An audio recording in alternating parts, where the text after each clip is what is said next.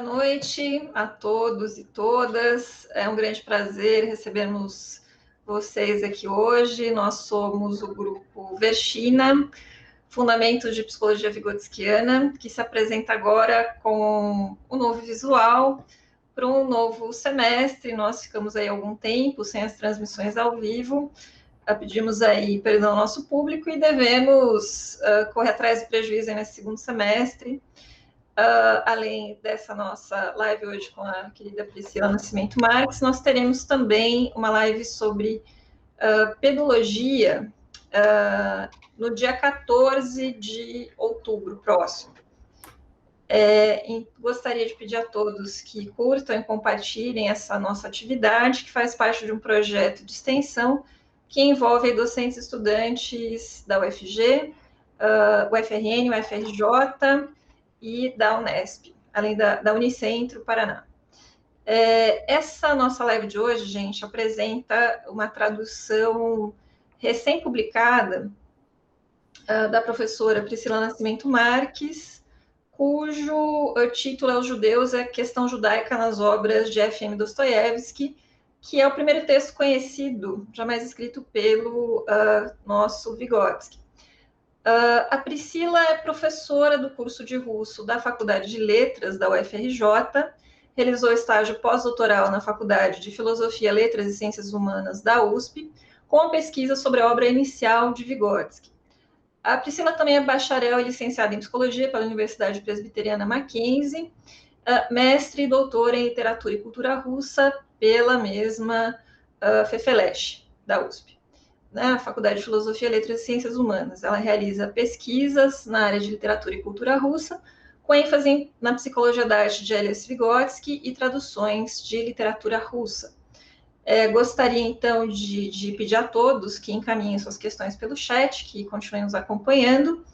Eu sou Gisele Toassi, nós estamos aqui também a Pamela Cadman, o Wagner Schmidt e o Eduardo Carli para acompanhar todos vocês e também fazer companhia aqui para a Priscila na nossa transmissão, para ela não se sentir só aí na selva digital. Priscila, está contigo.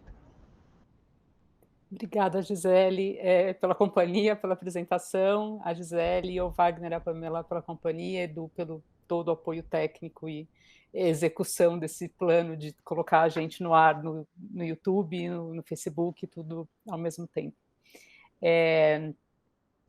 Bom, então eu vou falar sobre essa tradução recente que eu fiz no contexto da minha pesquisa de pós-doc.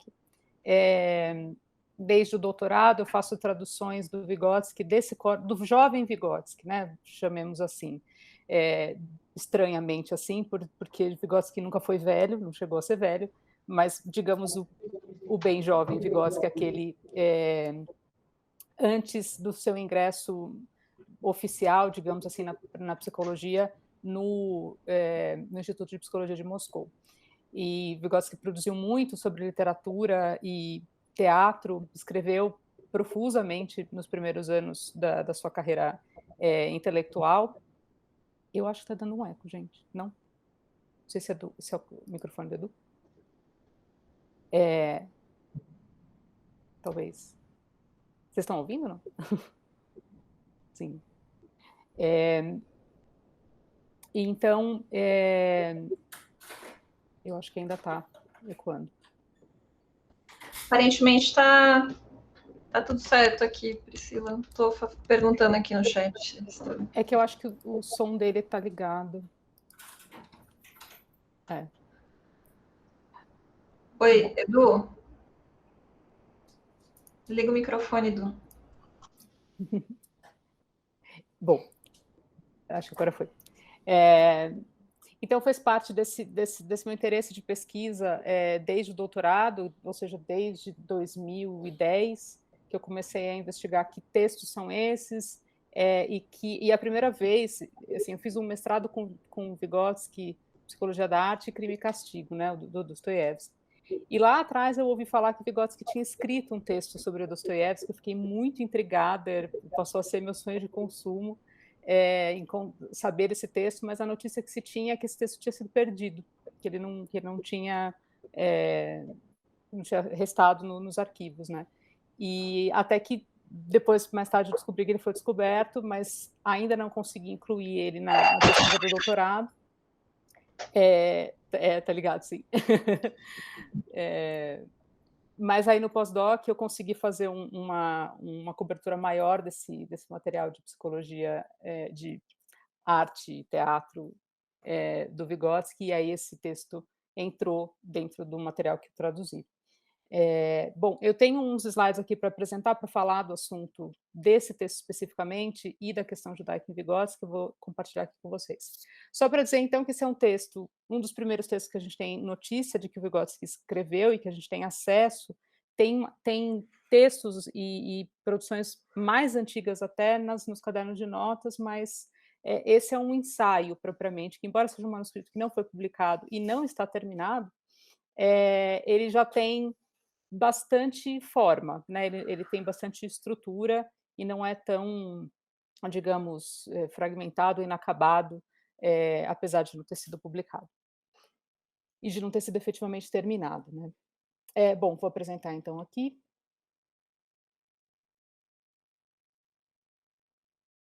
Eu usei esse título, eu dei esse título bem apelativo e, enfim, chamativo, para a fala, que é Vygotsky versus Dostoiévski, e acho que quem teve a chance de ler o texto e entende do que eu estou falando aqui, por que eu escolhi esse título, é um embate, é uma briga.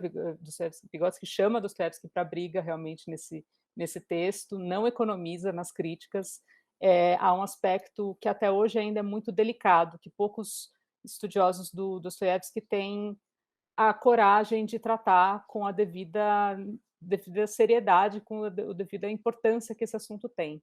E Vygotsky, do alto dos seus 15 anos, comprou essa briga com um dos maiores nomes da literatura russa e mundial do século XIX, um gigante da cultura e da literatura russa e mundial, sem medo de comprar essa briga.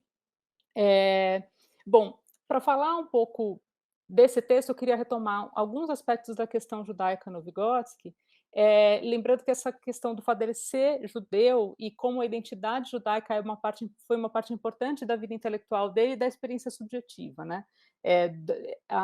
O judaísmo ocupava o pensamento do Vygotsky, era uma preocupação intelectual dele, como um intelectual, e era uma preocupação, e era uma experiência subjetiva muito específica ser russo no século, na virada do século XIX para o XX, naquele lugar, naquele império, no Império Russo.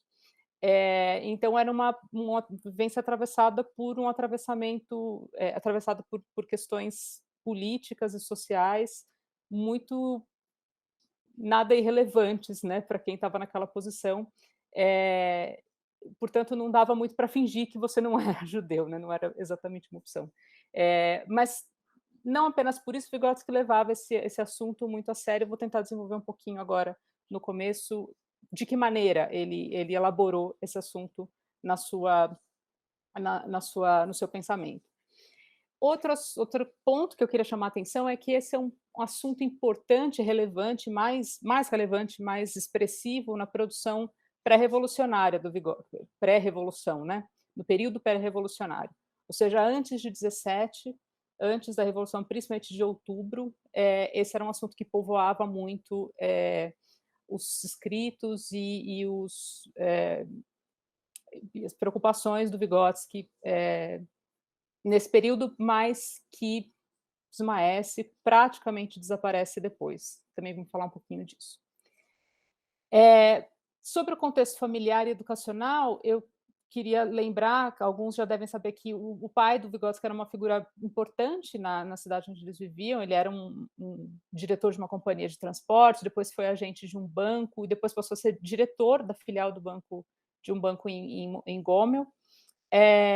Mas, além disso, ele era presidente da Sociedade para a Difusão da Educação entre os Judeus da Rússia.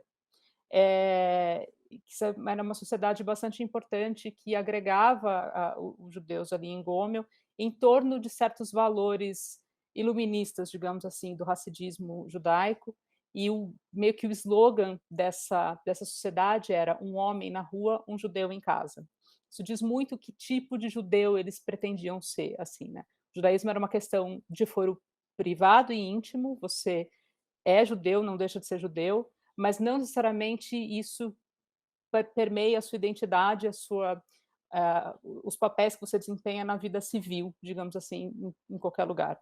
É uma comunidade bastante interessada na integração com a cultura russa, não sectária, não pensando assim, nossa língua que se recusa a falar russo, ou que recuse a cultura russa, ou a cultura europeia, de modo geral, e que se limite a referências do judaísmo propriamente. Né? Outras duas figuras, aspectos importantes da formação do Vygotsky foi esse tutor, Salomão Aspitz, e o ginásio judaico que ele frequentou de Ratner, que foi onde ele concluiu os estudos de nível médio antes de ingressar na faculdade. Né? Então, ele teve uma educação bastante permeada por figuras da intelectualidade judaica. É um fato também conhecido desde a biografia escrita pela filha do Vygotsky, a Gita Vygotsky e a Tamara Lifanova, que o Vygotsky liderou um grupo de estudos sobre história judaica na juventude, bem novinho, também com uns 13, 14 anos. Desse grupo participava Fania Ksenia e Senia Dobkin, que estão ali na foto, né? O Dobkin foi um amigo de juventude, a gente tem hoje as memórias, a publicação das memórias do Dobkin, que é uma fonte bastante importante sobre quem era o Vygotsky na juventude, quem era esse Vygotsky de Gomel, na infância e na juventude, né? E, inclusive, no livro onde foi publicada as memórias do Dobkin é que foi publicado o manuscrito sobre Dostoiévski, né? Até hoje, esse manuscrito só está publicado em russo, nessa edição, uma edição já antiga, no começo dos anos 2000, já faz 20 anos, né? E em espanhol, foi publicado também recentemente, e a minha tradução para o português, acho que não sei de nenhuma outra tradução para esse texto. Mas, enfim, nesse livro, então, o Dobkin conta que o Vygotsky era o líder desse grupo e ele que propunha, organizava a pauta de discussões que tratavam sobre a história do povo judaico e o que esse povo, para onde vai, de onde viemos, para onde vamos, mais ou menos, questões filosóficas e históricas que envolvem esse grupo étnico. Bom, sobre a vida dos judeus, como eu estava dizendo, não é algo que você pode esquecer, né? Um judeu na Rússia do século XIX e início do século XX, antes da Revolução, não podia não perceber que era judeu, né? Não era, ele era um sujeito racializado, né? Por uma série de limitações. Por limitações de residência, eles só podiam morar numa certa região, eles não escolheram o leste europeu de livre e espontânea vontade, eles estavam ali porque era onde era permitido que eles morassem, onde fica mais ou menos Belarus, Ucrânia, enfim. Eles tinham limitações de exercício profissional, praticamente não podiam exercer funções na vida pública, no aparato de Estado, então isso era uma limitação importante, por isso, inclusive, quando o Vygotsky foi escolher, né, entre aspas, a profissão, era basicamente entre direito e medicina, que era o que daria para fazer como meio profissional liberal, e era o que o pai queria, mas, enfim, em todo caso, era o que dava também, né? Fora isso, não tinha muito como trabalhar, então a Vygotsky acabou escolhendo medicina, depois transferiu para direito, mas paralelamente fez toda uma outra graduação, as duplicidades do Vygotsky, né? Uma outra graduação que foi bastante importante para a formação intelectual dele, possivelmente mais importante que o curso de direito. E limitações para os estudos universitários, eles não podiam acessar a universidade livremente, havia uma cota de tipo invertida, né? A gente fala de cota hoje em dia para garantir um mínimo, por exemplo, de negros indígenas na universidade, e lá eles tinham uma cota para estabelecer um máximo de judeus, além disso, que não podia frequentar a universidade. Ainda tem um detalhe cruel dessa história sobre a universidade, que acho que também é relativamente conhecido, né? O Vygotsky para ter acesso ao estudo universitário era necessário ter uma medalha, terminar o ensino médio, digamos, com excelência. O Vygotsky conseguiu essa medalha, ele terminou com mérito, mas no ano em que ele iria ingressar na universidade, esse sistema de mérito foi alterado para sorteio, e ainda assim ele foi sorteado, enfim. É tudo isso, é muita tensão, né, muita dificuldade, tudo muito incerto, é uma posição bastante, problemática. Não bastasse isso, tem, o caso dos pogroms, que são, enfim, eram ataques, vândalos nos assentamentos, nas regiões onde os judeus moravam, com ataques, não oficiais, ataques espontâneos, digamos assim, né, contra os judeus, mas tolerados pelo Estado, né. O Estado não promovia, mas também fazia vista grossa e não fazia muita coisa para impedir ou para garantir a segurança física e integridade do povo judeu. Eh, bom, pouco depois, de se formar, no último ano ali da sua graduação, Vygotsky trabalhou na revista Novo Put, que era um periódico judaico, entre 16 e 17. Essa foi uma publicação organizada por lideranças dos partidos social-democrata e socialistas moderados, que incentivava a cultura judaica secular em língua russa, rejeitava o sionismo, a revolução violenta e a educação estritamente religiosa. Bastante alinhado com esse iluminismo judaico, esse judaísmo assimilado, digamos assim, que ele já experienciava em Gomel. Eu trouxe essa foto, que é uma capa da Novo Put de fevereiro de 17, em que o jornal saúda o governo provisório, e saúda o povo russo livre, né? Quer dizer, acabou de acontecer a revolução, acabou a autocracia, o regime autocrático, e foi instalado o governo provisório. Esse é um jornal alinhado com uma transformação política e com o fim da autocracia. Afinal de contas, essa era a autocracia que colocava eles na posição civil em que eles estavam, né, de limitações.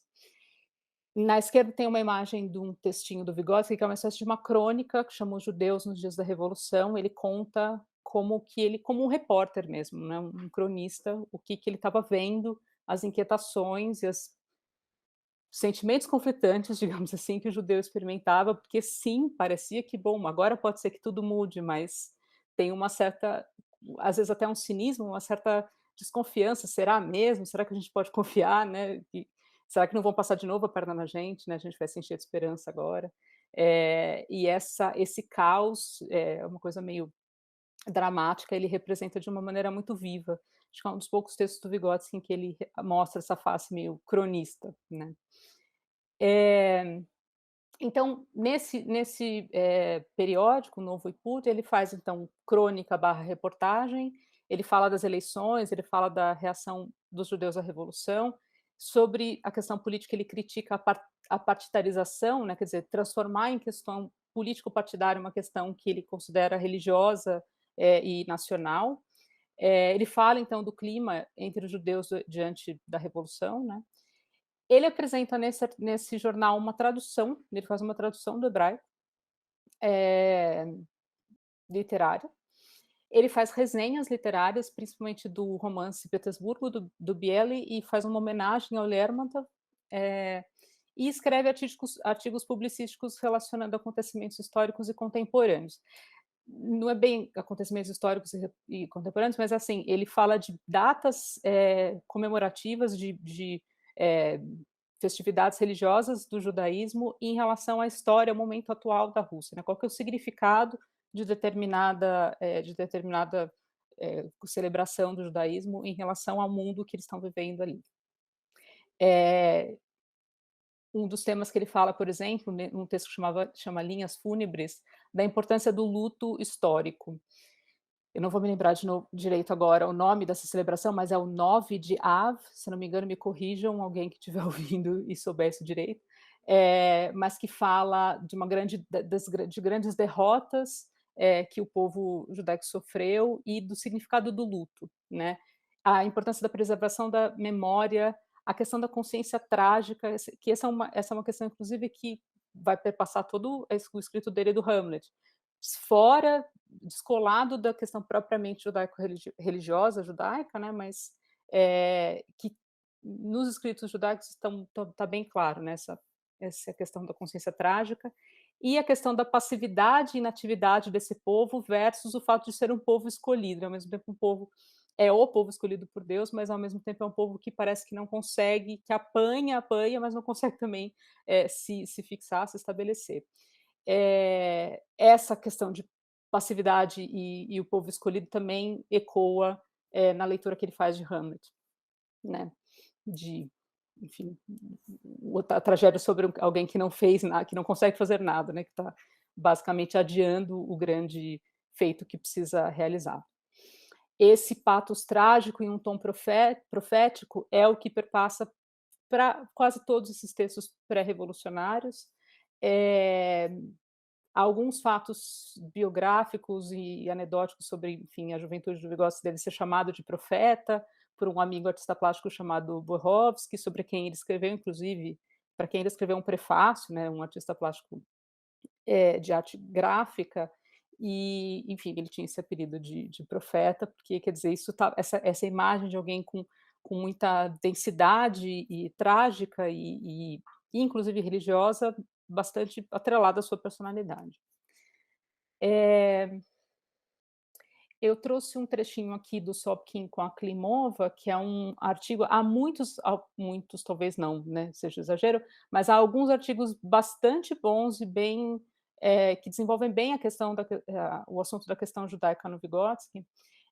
Um deles, quer dizer, Bela Kotick-Friedgut, Zavichneva e Sopkin, são esses três os principais nomes. Depois eu posso disponibilizar uma listinha bibliográfica, tem muita coisa em inglês, tem coisas em russo, claro, mas e em inglês, em português não tem muita coisa.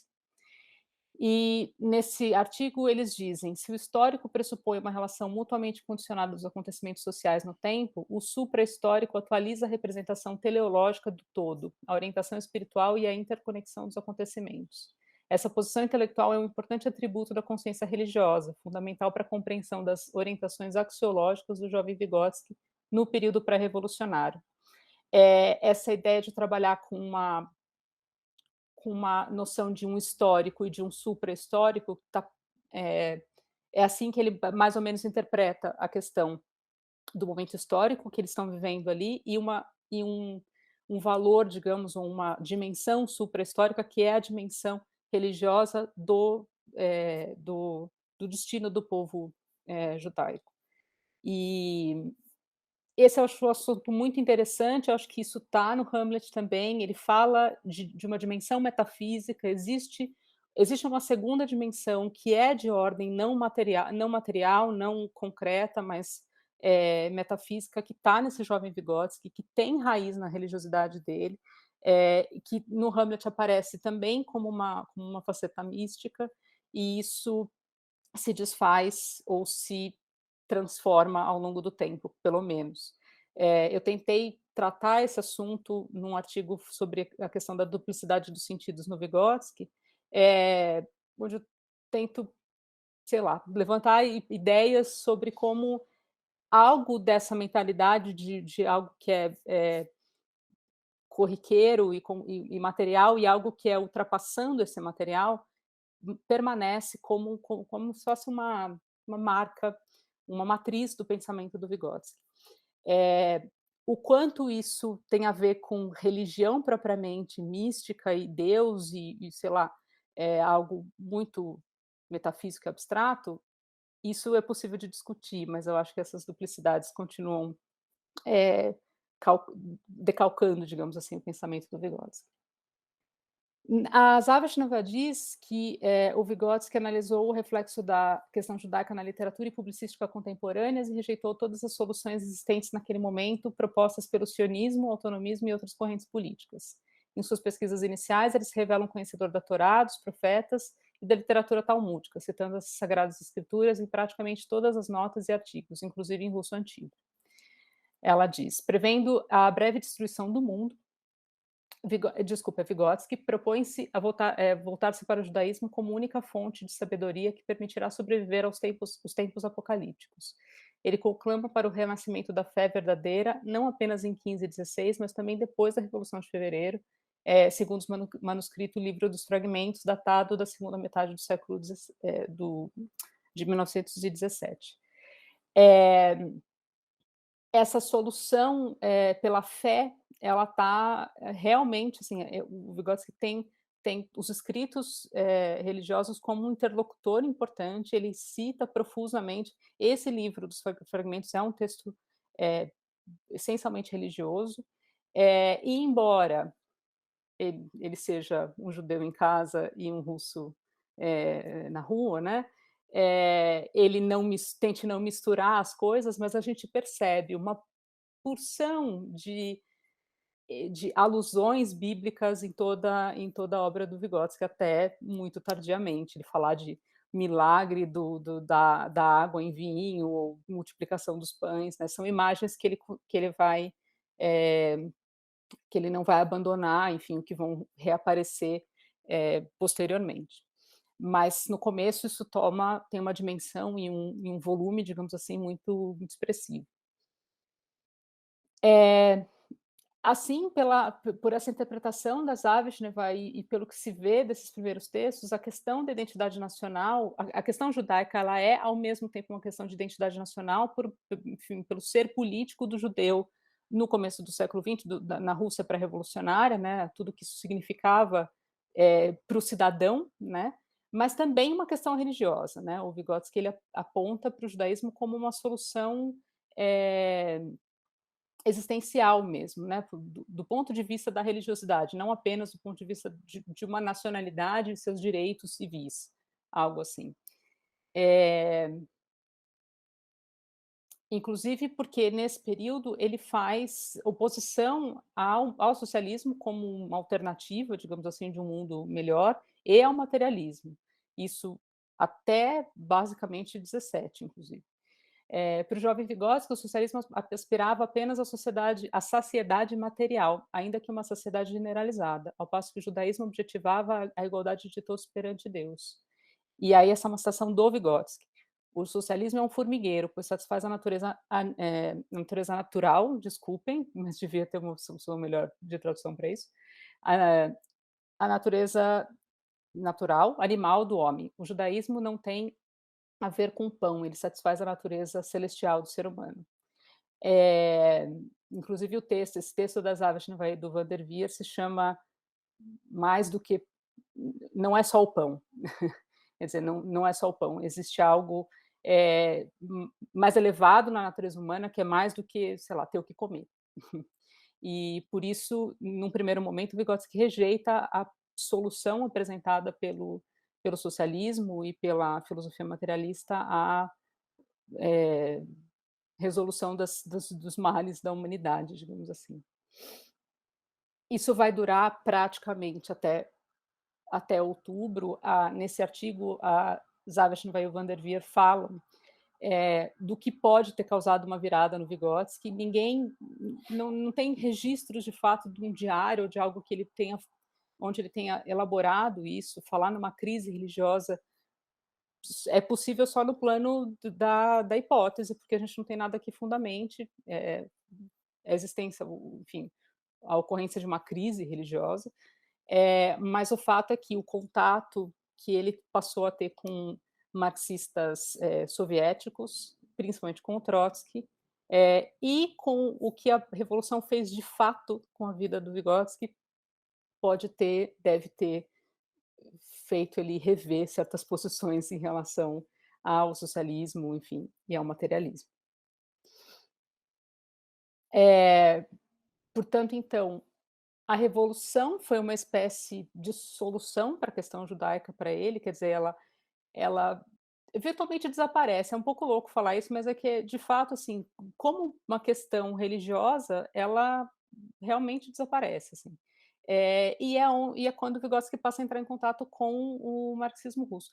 Lembrando que, assim, o contato que o Vygotsky teve nessa formação que foi muito importante, que foi na Universidade de Chernivtsi, ela era uma formação relativamente idealista, assim, né, não eram pensadores marxistas que predominavam ali, eh, o toda essa mentalidade, judaica, metafísica, combinava bem com o simbolismo, que era o que estava em voga.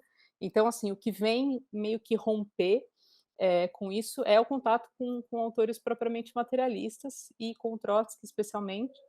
Mas lembrando que o que interessa muito Vygotsky, em Trotsky, é a questão do super-homem, né, é a questão justamente da superação dessas amarras materiais. Parece que ali há uma síntese possível entre o materialismo e algo que pretende ser mais do que pão, né, mais do que a manutenção física, do corpo.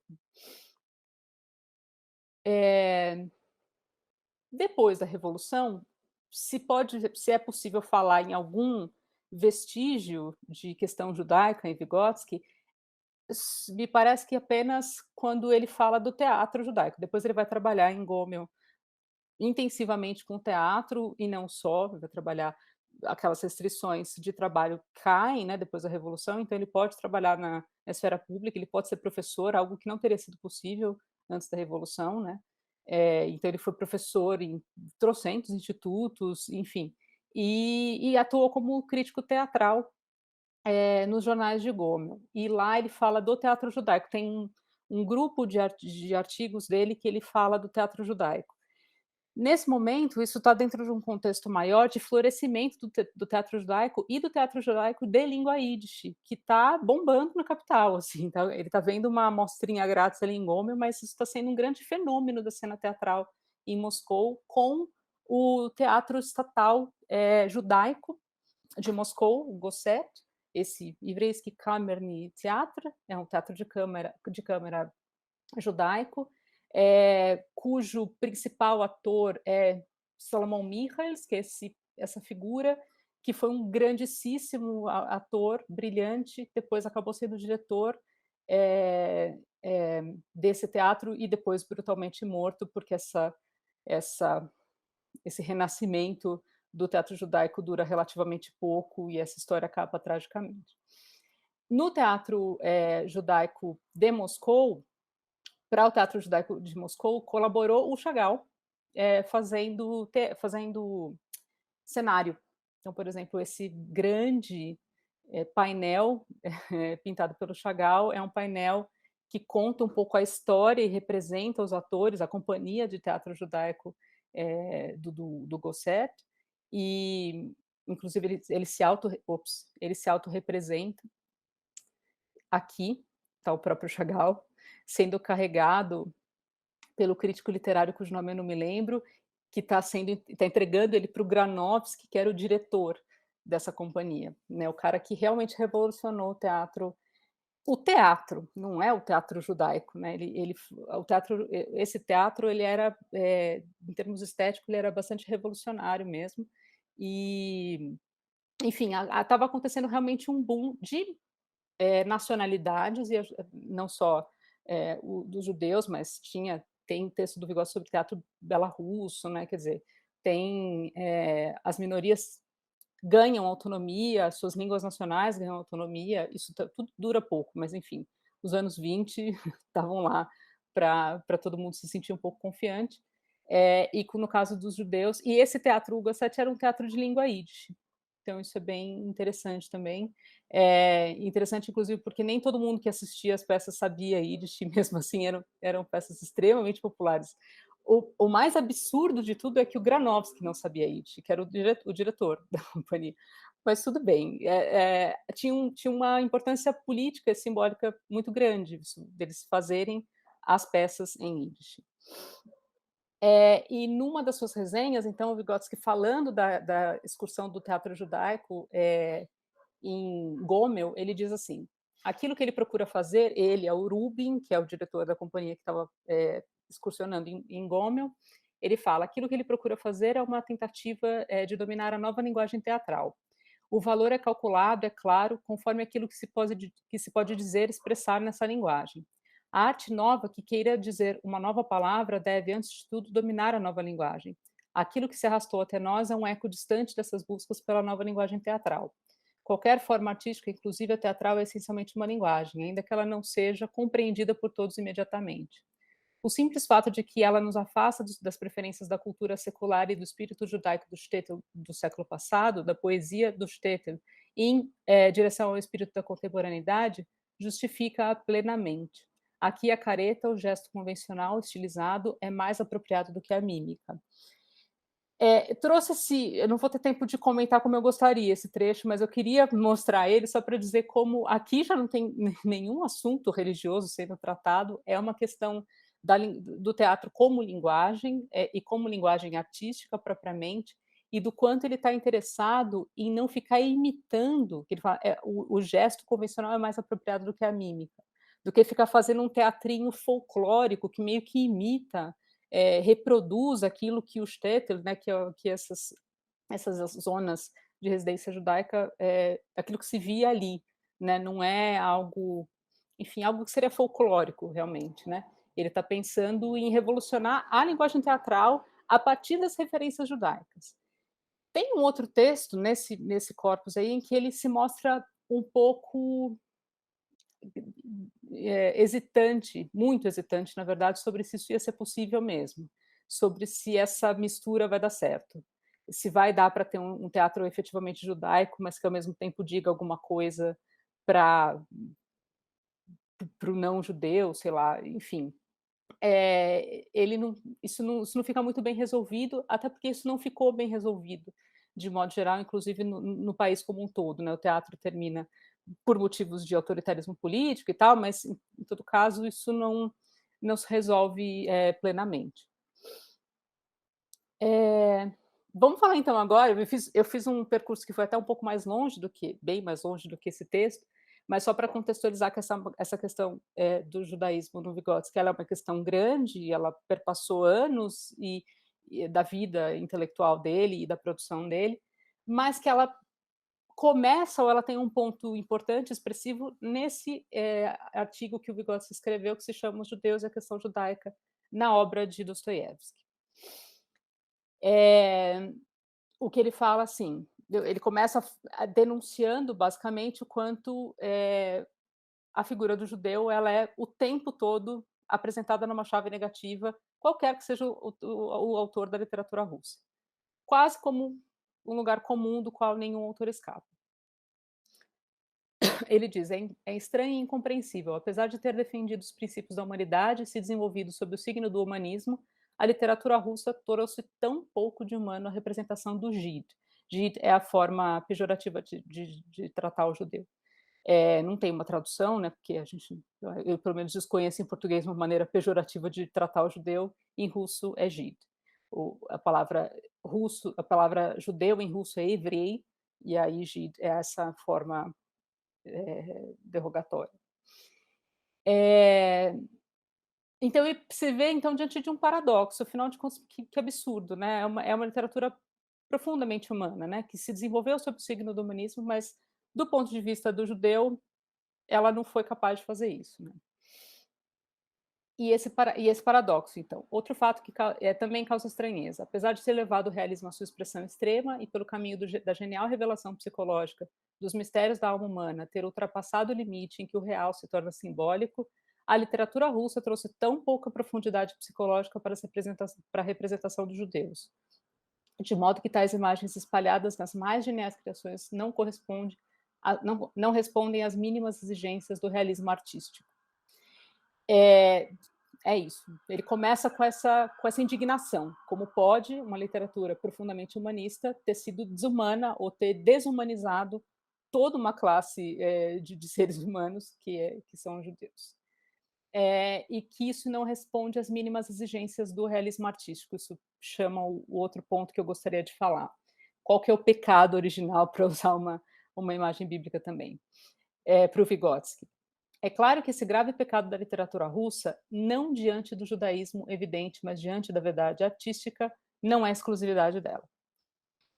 Essa, para mim, é a frase mais importante do texto todo, que ele está, embora ele coloque entre parênteses, de um jeito, tá assim, é um comentário bastante en passant, não parece que esse é o centro do argumento dele, mas eu considero o centro do argumento dele, considerando o contexto maior de escritos do Vygotsky sobre arte, né? Que ele está preocupado não apenas com essa questão, sei lá, étnico-política, social, mas ele está identificando ali uma contradição e um paradoxo que é de ordem artística.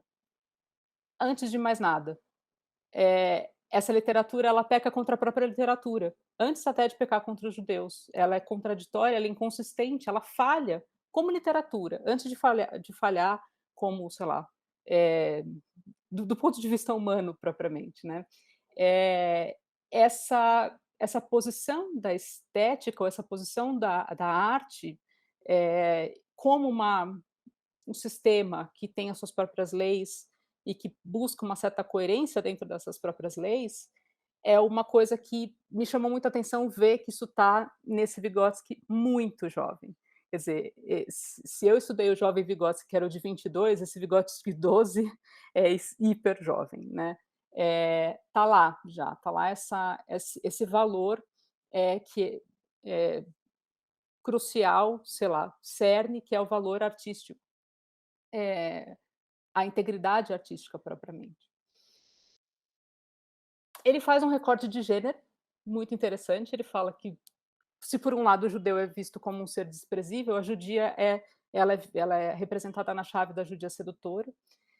E ele diz, contudo, apesar da boa vontade do autor em relação à judia e seus beijos, ou ao encanto de seus olhos aveludados e cílios longos, essa imagem é artisticamente tão ilegítima quanto a do judeu, que desperta apenas desprezo.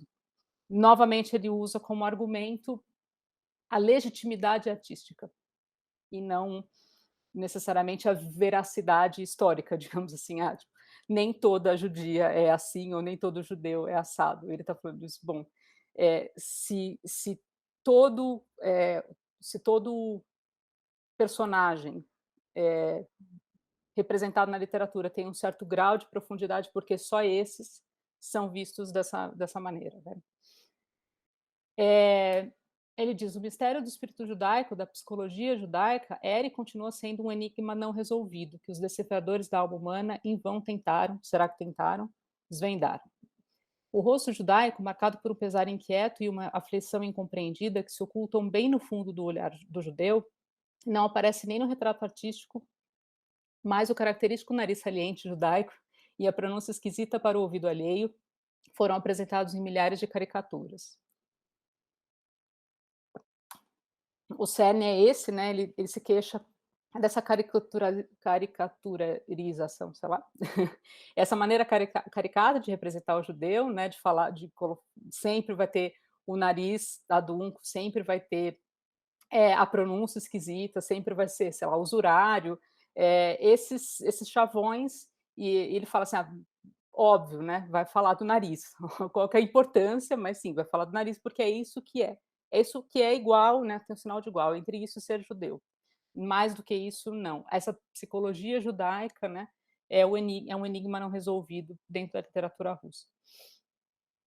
Ele fala da representação estereotipada do judeu na literatura como um problema disseminado, embora no título tenha o Dostoiévski, mas ele começa fazendo um panorama de que isso é um problema em Gogol, em Pushkin, em Turgenev, em Dostoiévski. Ele não está comprando briga só com o Dostoiévski, isso não era o suficiente, ele está comprando briga com toda a literatura russa do século XIX, realmente. Ele dá um desconto para o Lermontov apenas. Inclusive, ele tem um artigo publicado em 16 ou 17, lá no Novo Input, sobre o Lermontov pelo aniversário, alguma efeméride ligada ao Lermontov, e ele usa boa parte desse artigo do Dostoiévski, que não foi publicado, e ela está reciclado nesse artigo sobre o Lermontov, onde ele retoma esse assunto dos judeus na literatura russa. Depois, mais para diante do texto, ele se dedica especificamente ao caso da obra literária de Dostoiévski. Então, ele fala dos demônios, fala de recordações da Casa Morta, enfim, o Crime e Castigo, né? Ele dá exemplos da obra literária do Dostoiévski e avança, na parte final do artigo dele, para a obra publicística do Dostoiévski, que é o Diário de um Escritor. que são textos jornalísticos, são artigos de opinião que o Dostoiévski escreveu no final da sua carreira, nos últimos anos da sua produção. Ele fez muito sucesso com esse material, e é certamente a parte mais controversa de todo a produção dostoiévskiana, como um todo. Todas essa que ele escreve como pessoa física, né, e não como artista, elas são, em alguns momentos, extremamente problemáticas. Apesar de tudo, o Diário de um Escritor é uma obra, se é que se pode chamar de uma obra, ele era um periódico, na verdade, né, muito complexa. Dentro do Diário do Escritor, o Dostoiévski escreveu ficção também, então, assim, tem muita coisa interessante lá, mas tem artigos sobre política e sobre, temas contemporâneos que são bem problemáticos. O que eu queria chamar a atenção é que, assim, o Vygotsky está falando que o problema dos judeus na literatura russa não é um problema só do Dostoiévski, não é um problema pontual, não é que Dostoiévski tinha uma implicância com o judeu, que ele pessoalmente não gostasse, ou se ele fosse um antissemita isolado, né, ele aponta para a questão do antissemitismo como um problema sistêmico. Eu diria que isso é uma maneira de apontar racismo sistêmico na literatura russa. Acho que racismo sistêmico é é uma terminologia contemporânea, a gente fala em racismo sistêmico hoje no Brasil, enfim, estrutural, mas para mim o que o Vygotsky está apontando aqui é muito semelhante a isso que a gente chama hoje de racismo estrutural ou de racismo sistêmico. Não é um problema de uma pessoa, alguém que, enfim, tem problemas, mas é uma questão naturalizada, porque todo um povo lê aquilo e não se incomoda, e é normal fazer chacota do judeu e colocar ele naquela posição, isso é é aceito, basicamente, né. E ele está se levantando contra isso. Eh, eu vou colocar essa troca aqui, porque eu achei ela tem vários textos que eu acho bem legais, esse texto, desse manuscrito, e ele cita o Vygotsky falando assim: "Será que me acusam", ele diz, "de odiar os judeus pelo fato de eu, às vezes, referir-me a eles por Jid? Bem, em primeiro lugar, eu não pensava que fosse tão ofensivo. Em segundo lugar, até onde me lembro, cito o termo Jid sempre para designar uma determinada ideia, Jid, jidismo, reino Jid. Mas como isso com isso é designado certo conceito, certa tendência, uma característica da época. É possível discutir sobre essa ideia, discordar dela, mas não se ofender com a palavra." Um cínico, né, se desconversou, falou: "Imagina, eu de vez em quando uso JIT", aí o Vygotsky responde: "De vez em quando ele usa judeu, né, todo tempo ele usa JIT, às vezes aparece um hebreu, mas o 90% ali é JIT". Inclusive o Vygotsky fala: "Inclusive nesse texto que ele tenta se defender, ele usa de novo JIT", que é um cara de pau, na verdade.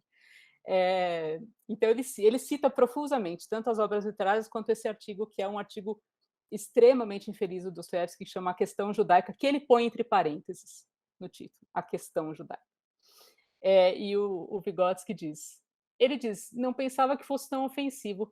Como compreender essa afirmação? Será que ele quis dizer que ele sabe que é ofensivo, mas não imaginava que fosse tão ofensivo, né, em tal grau?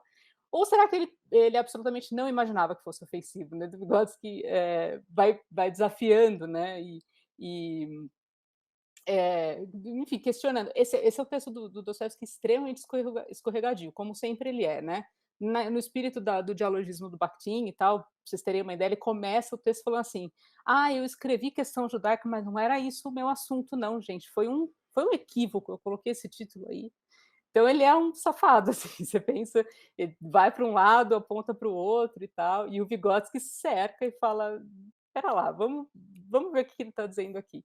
Eh, e aponta meio essa cara de pau, assim, será que ele quer dizer que ele achava: "Não, eu estava ofendendo só um pouquinho, mas não era muito, né, ou será que nossa, eu nunca ouvi falar, ofensivo? Sério?". Eu leio esse texto pensando, eu traduzi esse texto e eu releio ele hoje pensando muito nos embates sobre a questão de raça no Brasil, muito.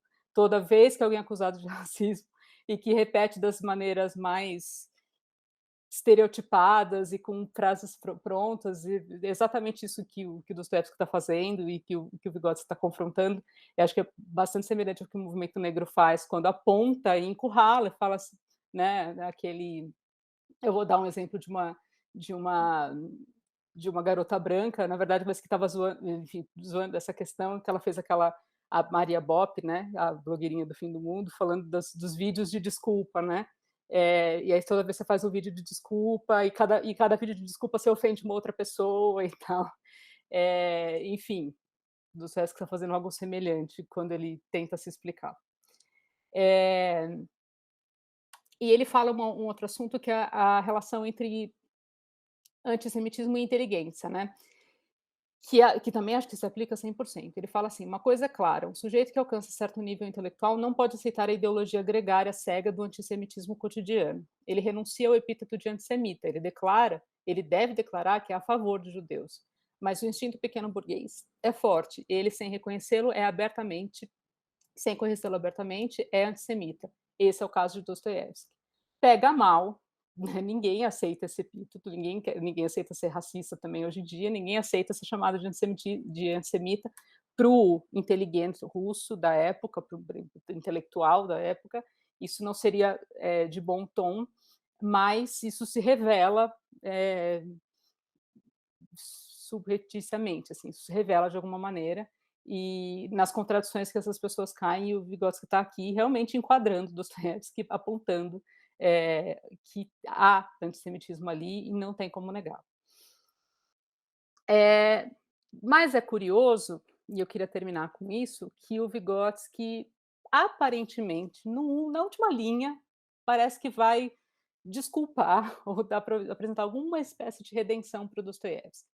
Ele diz: ainda que ele tenha se equivocado bastante, tenha dito muitas coisas más sobre os judeus, muitas coisas falsas e contraditórias sobre a relação entre os dois povos, né, o russo e o judeu, ainda que seja errado em suas conclusões extremas, mas que partem de seu pensamento fundamental, ele disse muitas coisas corretas e profundas. É preciso separar o joio do trigo, nas palavras de Dostoiévski, sobre os judeus. Pôr de lado aquilo que é injusto, dito no calor da discussão, examinar o que é novo e profundo e pensar sobre as conclusões a partir disso. Eu deixo isso como uma provocação aberta que o Vygotsky deixou para a gente, ele não concluiu o texto. Eu tenho algumas hipóteses, a gente pode falar sobre, mas eu não sei exatamente que tipo de redenção queria fazer para o Dostoiévski dali para frente no texto. Quando ele fala desse texto do Diário do Escritor, ele fala... mas ali enfim, ele diz coisas muito profundas, mas só que tudo que ele contou até então é até onde o texto vai, então não está depois, né, tipo, do texto do Dostoiévski, está em algum lugar que ele leu na entrelinha. E acho que isso também revela alguma outra coisa que também vai ser uma marca muito perene do pensamento vigotskiano, que é algo dialético mesmo, né? Ele não apenas jogou Dostoiévski na lata do lixo, aliás, ele não jogou Dostoiévski na lata do lixo, quem lê outras coisas dele sabe que ele citou Dostoiévski, a literatura de Dostoiévski, de forma muito elogiosa, ele tem várias referências nas notas de rodapé do Hamlet, enfim. Mas até nesse assunto que é extremamente espinhoso e que quase não tem salvação, parece que ele vê alguma coisa que o judeu pode ler, pode entrar em contato com isso e tirar alguma lição, algum ensinamento, alguma luz em relação ao que é esse povo e o que esse povo está fazendo naquele momento da história. Eu falei muito mais do que a meia hora que eu falei que ia falar, mas é isso. Obrigada, gente. Valeu. E acho que assim, a gente pode conversar um pouquinho agora, né? Valeu demais, Pri. Acho que agora é hora da gente trocar uma ideia mesmo. Muito instigantes essas conclusões. Quem de fato estuda, né, relações étnico-raciais, penso aí vai ter uma baliza importante na psicologia história e cultural.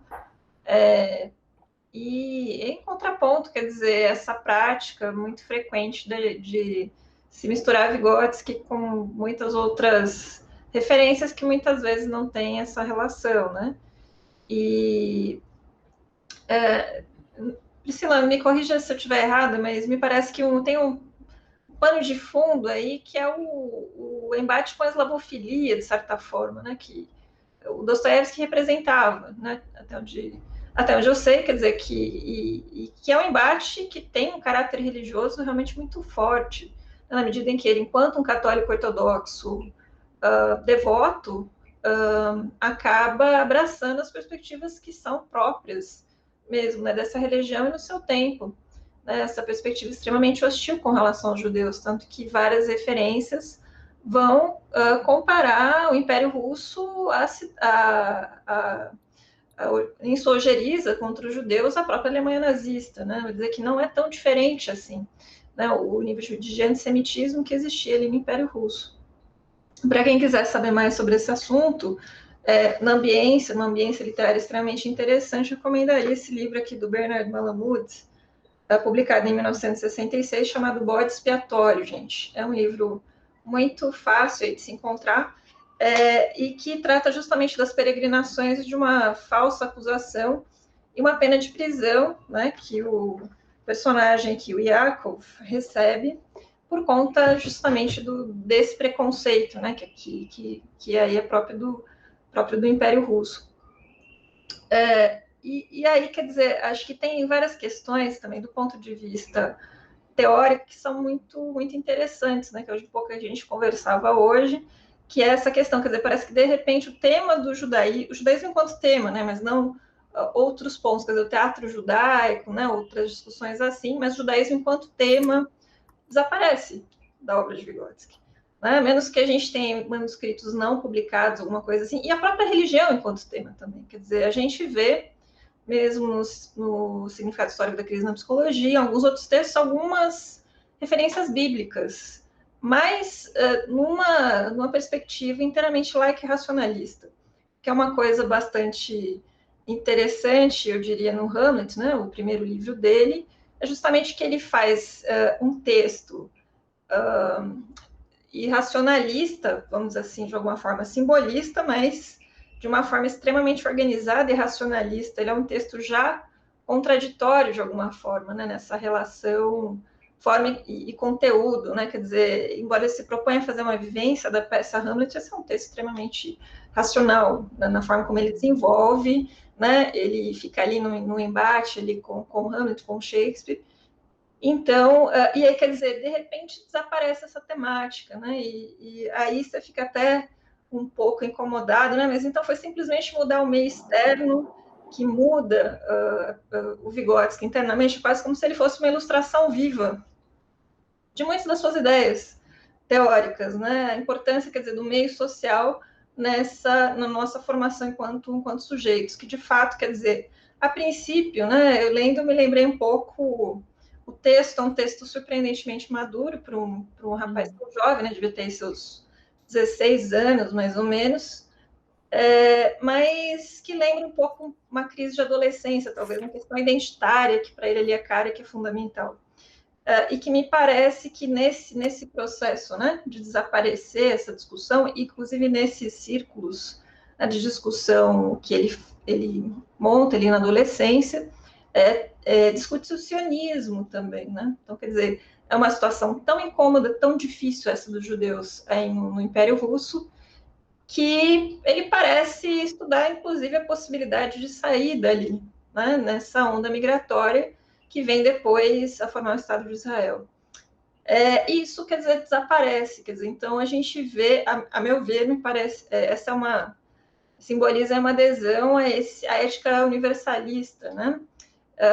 E não foi só o Vygotsky, né? Luria e também vários outros autores, muita gente dessa inteligência vai aderir ao bolchevismo, vai aderir ao marxismo, né? Nesse processo de reconstrução revolucionária, justamente, me parece, por ter uma situação de poder tão desfavorável no Império Russo, né? E por ter, quer dizer, toda a possibilidade, né, de realizar-se como profetinha, né? Que tal como ele era chamado na adolescência, mas num outro contexto, quer dizer, desse processo de visualizar, de imaginar uma nova sociedade, e essa passagem que você bem apontou, que é a passagem, é uma Vershina e a Psicologue, né? Falando já do nosso nome aqui, quer dizer, a ideia de Vershina, que seria cume, na psicologia dos cumes, na psicologia do homem novo, na psicologia desse processo de transformação, que a princípio ele visualiza como uma transformação transcendental, né?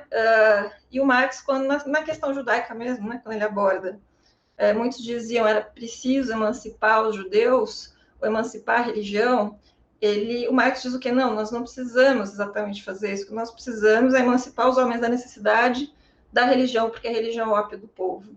Né? Então, nesse sentido, me parece que ele faz também, quer dizer, essa inflexão, né? E aí o Marx diz, né, que a religião é o suspiro da alma oprimida, e me parece que é um pouco isso que a gente vê nessa ânsia religiosa, quer dizer, desse sujeito que está num descompasso enorme, né, com relação, quer dizer, todas as suas capacidades, nessa genialidade do Vygotsky, que não vão encontrar condições de se desenvolver nessa situação social tão adversa. Né?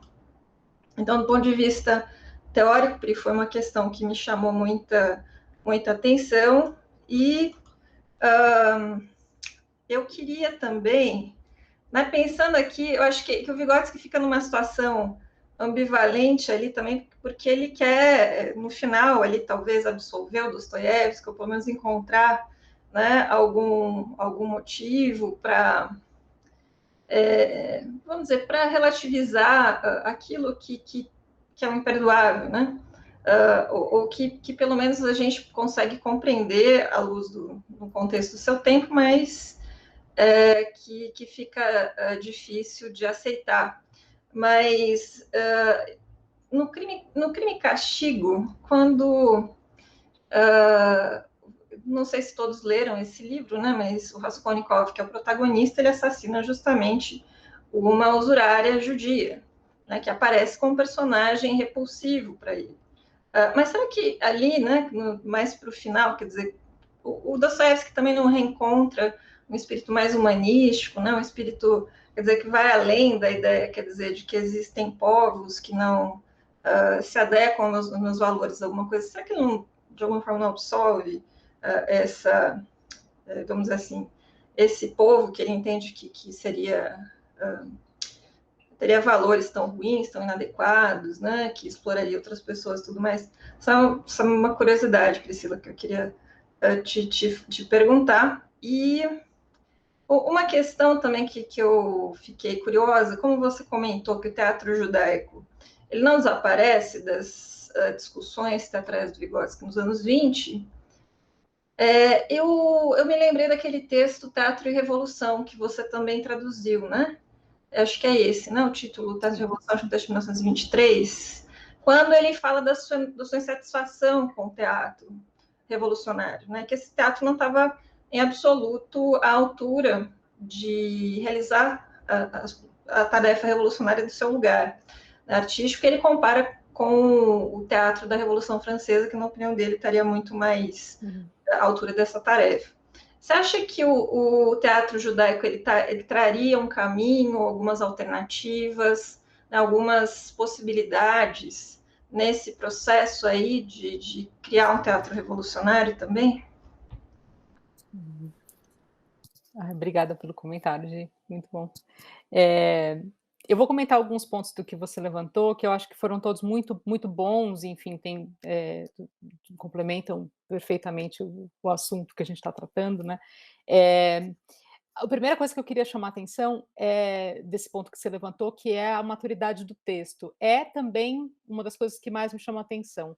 Para quem leu, conhece o texto que a gente tinha mais antigo do Vygotsky disponível, que era o Hamlet, é muito diferente. É surpreendentemente diferente. O texto do Hamlet é um texto romântico, apaixonado, é um texto cheio de interjeições e arroubos de entusiasmo, assim. Enfim, é muito pouco acadêmico, embora seja o TCC dele, né? Tem todo um estilo assim bastante afetado até, né? E esse é um texto assim, é um paper, poderia ser publicado numa revista Qualis A1, eu acho, assim. Faltou umas referências que ele esqueceu de pôr, tinha que terminar a conclusão, mas assim ele tem um belo acabamento. Isso é algo comentado até pelo autor o organizador que publicou pela primeira vez em russo, né? Ele fala que ele se preocupou, por exemplo, em fazer correções ortográficas. Quer dizer, isso, sei lá, não sei para que ele tinha escrito isso, mas se ele apresentou isso em algum lugar, né? Ou se ia apresentar em algum lugar, mas isso chama muita atenção. Não tem nada a ver com aquele arrobo simbolista do Hamlet, que não é tanto tempo depois, se a gente for ver, 15 Hamlet, né? Mas ali parece que tem toda uma aura própria da crítica do leitor que ele instaurou ali e basicamente terminou ali, porque os outros textos de crítica literária não são na mesma pegada. Assim. E esse texto não é assim. Sei lá, eu só queria corroborar que foi algo que também me chamou muita atenção quando eu li pela primeira vez.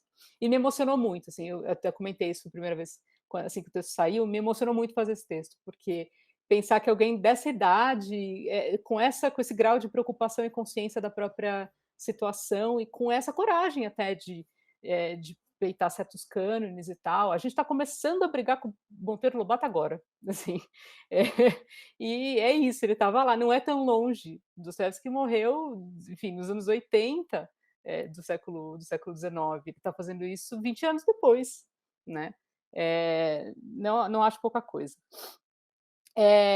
Sobre o desaparecimento da questão judaica, Gi, eu acho que assim, a gente pode falar que sim, não tem registro mesmo dessa questão reaparecer com a preocupação, nível de preocupação teórico que tem, tanto do ponto de vista, quer dizer, do ponto, como eu coloquei lá, a questão judaica era religiosa, era étnico-nacional e era religiosa, né? Era uma questão civil, né, da pessoa, do cidadão judeu que era um cidadão de segunda categoria, isso era um problema, mas para o Vygotsky também era um problema religioso, não era só um problema étnico, nacional e de direitos.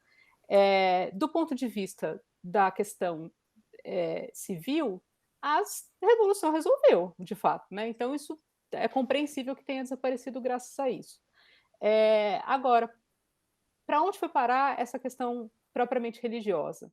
De que maneira? Ela desaparece mesmo? Não desaparece? Eu tenho algumas ideias, eu não tenho nenhuma certeza, mas eu acho que tem algo na matriz do pensamento que se mantém, mas que deixa de ter o verniz metafísico e religioso. Está me faltando palavras agora. Propriamente do além-mundo, que nem o Hamlet. E acho que a gente vê claramente essa diferença quando a gente compara o Hamlet de 15 com o Hamlet que está no Psicologia da Arte. Ele faz questão de afirmar em 25 que não tem nada a ver, não tem nada de místico, esse além-mundo do Hamlet. O que é o coração do argumento dele em 15. É místico, é um problema místico. Ele fala, o problema místico eu nem consigo resolver. Ele fala, isso aqui é só uma análise literária. O problema místico e religioso do Hamlet está além do alcance desse texto, mas é um problema, e é o problema de fundo, que perpassa tudo que ele está escrevendo ali. E aí, no Psicologia da Arte, isso some. Só que não sumiu a análise. Quer dizer, a análise ela não muda no sentido das as duplicidades se mantêm ali. Existe um além-mundo, mas esse além-mundo ele já não tem, quer dizer, a força mística que, que tinha no Hamlet. E eu vejo que nos textos de arte, a impressão que eu tenho, que nos textos de arte, em alguns momentos da teoria, ele aponta para essa questão da superação do material. E por isso faz dele um materialista muito específico, um marxista muito específico, que não é só o pão, mesmo depois de sair Deus, mas continua não sendo só o pão, né? Continua sendo o ser humano e além das suas possibilidades reais. Acho que toda a teoria está salpicada, ela está penetrada por essa ideia de que existe o real e o potencial, né? Que está na teoria do desenvolvimento dele, tipo, essa a teoria do desenvolvimento, está na arte, né? Na arte, quando ele fala da emoção cotidiana e a emoção estética, a vivência estética, que é uma vivência, um aperfeiçoamento intelectual, inclusive, da emoção comum, né? Então, ele está o tempo todo. É mais ou menos esse o cerne do que eu tentei desenvolver no texto sobre o sentido, né? Duplicidade dos sentidos na arte. Eu rastrei isso dentro, quando ele fala de sentido, dentro dos textos de arte, ele aponta sempre para esses dois níveis, só que o verniz e a camada e o tom, digamos assim, religioso deixa de existir, mas não quer dizer que a gente vai ser só um esqueleto, enfim, um corpo, um organismo que anda e se move e não aspira coisas, né? O texto sobre a imaginação, toda vez que ele fala dessas coisas, né, que é de tipo ir além, conseguir imaginar além das possibilidades reais, só que parece que talvez vai ser uma imagem ruim, mas essa muleta propriamente religiosa da igualdade perante Deus, que ele fala lá atrás, parece não precisar existir, afinal de contas, se instaurou-se uma igualdade. E aí a conversa muda de. Se faz em outros fundamentos, se faz sobre outros pilares. Essa é a impressão que eu tenho. Então, eu acho que a minha visão é sempre de muita continuidade e descontinuidade. Eu não acho que nada desaparece plenamente, nada aparece do nada também, completamente de paraquedas, né? Uma coisa parece que engata na outra com algum vestígio de algo que já existia antes e ele vai se movendo adiante, né? Conforme os interesses de pesquisa dele vão caminhando, uma hora na defeitologia, outra hora, sei lá, memória, funções psicológicas, enfim, aí o pensamento vai caminhando mesmo. Sobre a redenção de Dostoiévski, eu acho que ele está falando de alguma coisa muito profunda. Eu não acho que ele está passando pano, não, do tipo, ah, caramba, agora não vamos cancelar Dostoiévski, gente, continuem lendo. Eu não acho que era algo artificial ou só do tipo, ah, agora tem que ver alguma coisa de bom porque vai ficar chato só achincalhar. Eu acho que ele está apontando para alguma coisa muito profunda. As hipóteses muito frágeis que eu tenho são quando Dostoiévski fala esse judeu contemporâneo, né, que se orgulha de ter rejeitado Deus, de não, né, de não seguir as tradições. Lembrando que para esse momento, para o Vygotsky, essas tradições religiosas elas são muito importantes, elas são parte da identidade. E o Dostoiévski está apontando o dedo, né, falando assim, os judeus hoje em dia acham legal falar que não fazem nada disso, que eles são muito laicos. E dos limites, porque o que o Dostoiévski tensiona nesse texto será que o judeu consegue se integrar? Tá falando aí que é super excluído, mas será que o judeu não é sectário? E eu não sei se isso não diz algo para o Vygotsky, no fundo dessa tentativa, ao mesmo tempo de se integrar e perder a raiz, e não, ou então não se integrar, ou não conseguir, de fato, se integrar. Né? Então, acho que tem uma verdade profunda, independente de todas as barbaridades que do meio daquele monte de barbaridade que ele diz, né? Tem alguma coisa, ele toca numa ferida que parece ser inquietante e perturbadora.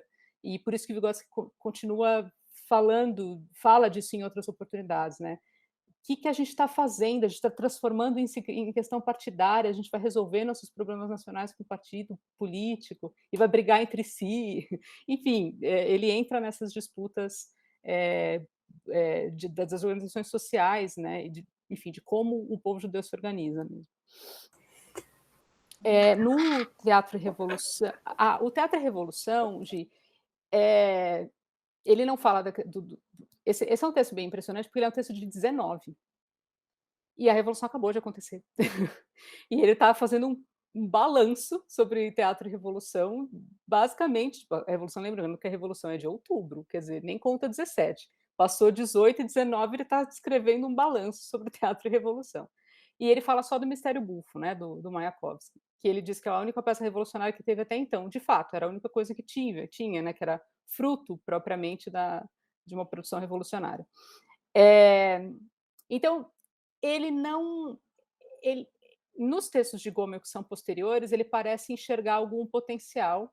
Ele não fala especificamente do teatro do Gosset, ele fala dessa companhia provinciana que está em Gomel,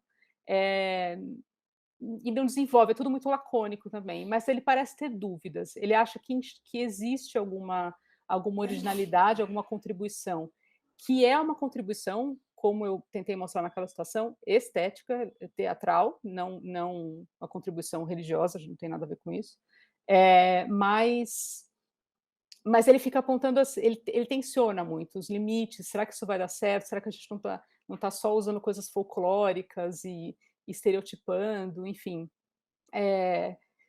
Ele tem hesitações em relação a esse assunto, mas o fato o teatro judaico revolucionou sim, assim, ele foi muito importante para o Meyerhold e tal, foi decisivo para compor a cena teatral do começo do século dos anos 20, do século passado. A sua pergunta sobre o Crime e Castigo, né. Eh, eu acho que o Dostoiévski tentou o problema dele ali não era a questão judaica. E acho que ele instrumentalizou novamente o judaísmo, quer dizer, a origem étnica da velha usurária, para a gente odiar ela. O alvo o centro do Crime e Castigo é o Raskolnikov, que é o jovem russo do século XIX revolucionário, ou que quer ser revolucionário, né, que está revoltado com o estado das coisas, né. Então ele coloca aquela velha como judia, porque era fácil odiar ela. E ele está colocando a gente diante desse fato. Será que alguém era como se eu colocasse um velho usurário que era da família Bolsonaro, sei lá, era o Bolsonaro. E aí a gente fala: "Bom, mas, né". Era isso, ele usa aquilo um pouco para te fazer se deparar com o fato de que você vai justificar um crime, porque em função, assim, você vai justificar o assassinato de uma pessoa, porque você despreza, enfim, porque você considera essa pessoa merece morrer, né. Então tem uma função utilitária, ele não está, no fundo ele está jogando com o preconceito, né, do russo, mas para defender um valor cristão que está dentro da cosmovisão religiosa dele mesmo, né. Eu tô me lembrando, tô tentando não dar spoiler aqui, gente, para quem não leu o Crime e Castigo, mas um pouco ali mais para o final, quando o Raskolnikov constata, menos na tradução, que ele algo como cometi um terrível engano, né? Essa ideia quer dizer, então, não importa, quer dizer, que tenha sido um ser humano desprezível ali, que explorava as pessoas, alguma coisa assim. Tem algo da essência do humano que eu violei, né? Um pouco nesse sentido que eu estava pensando se o Dostoiévski, de alguma forma, ele não consegue olhar um pouco à frente, né? Desse antissemitismo sectário aí, né? Do catolicismo ortodoxo. Eu estava pensando um pouco nisso. Essa questão do teatro Yiddish é muito interessante também, acho, para quem tem interesse aí nas relações, né, ou, vamos dizer assim, potenciais diálogos também com Kafka, né, que o Kafka também, que mal me recordo... Verdade, né, o teatro Yiddish, né, ele exerceu uma impressão profunda no Kafka, se eu não me engano, e aparece no final... Olha eu dando spoiler de novo, né? Mas tem uma obra do Kafka, depois quem quiser saber mais, você pode me mandar um e-mail, em que a redenção se dá pelo teatro, né? Isso que é muito, muito interessante. Mas eu estava pensando aqui nessa... tem uma cena que o Deutscher descreve, bem na época da Revolução mesmo, que o Trotsky, né, propaga ali, quer dizer, naquele momento intenso ali de agitação, os bolcheviques começam a fazer uma propaganda de que eles iriam realizar a Terra Prometida.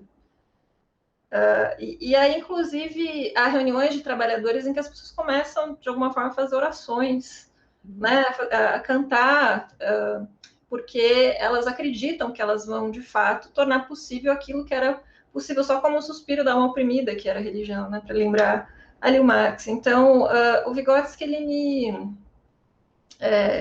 vamos dizer assim, me desperta essa noção, quer dizer, agora o transcendente, né, o além daqui, quer dizer, essa insatisfação, esse incômodo, ele pode ser superado pela criação de uma nova sociedade, né? Então, esse ímpeto transformador, e que, de alguma forma, quer dizer, quando você menciona essa questão, né, não só de pão, vamos dizer assim, né, do homem, essa noção dos grandes sentidos e os pequenos sentidos, né, que você abordou ali, nós trabalhamos no dossiê para o Caderno SEDES, a mim me lembra muito Spinoza, de fato.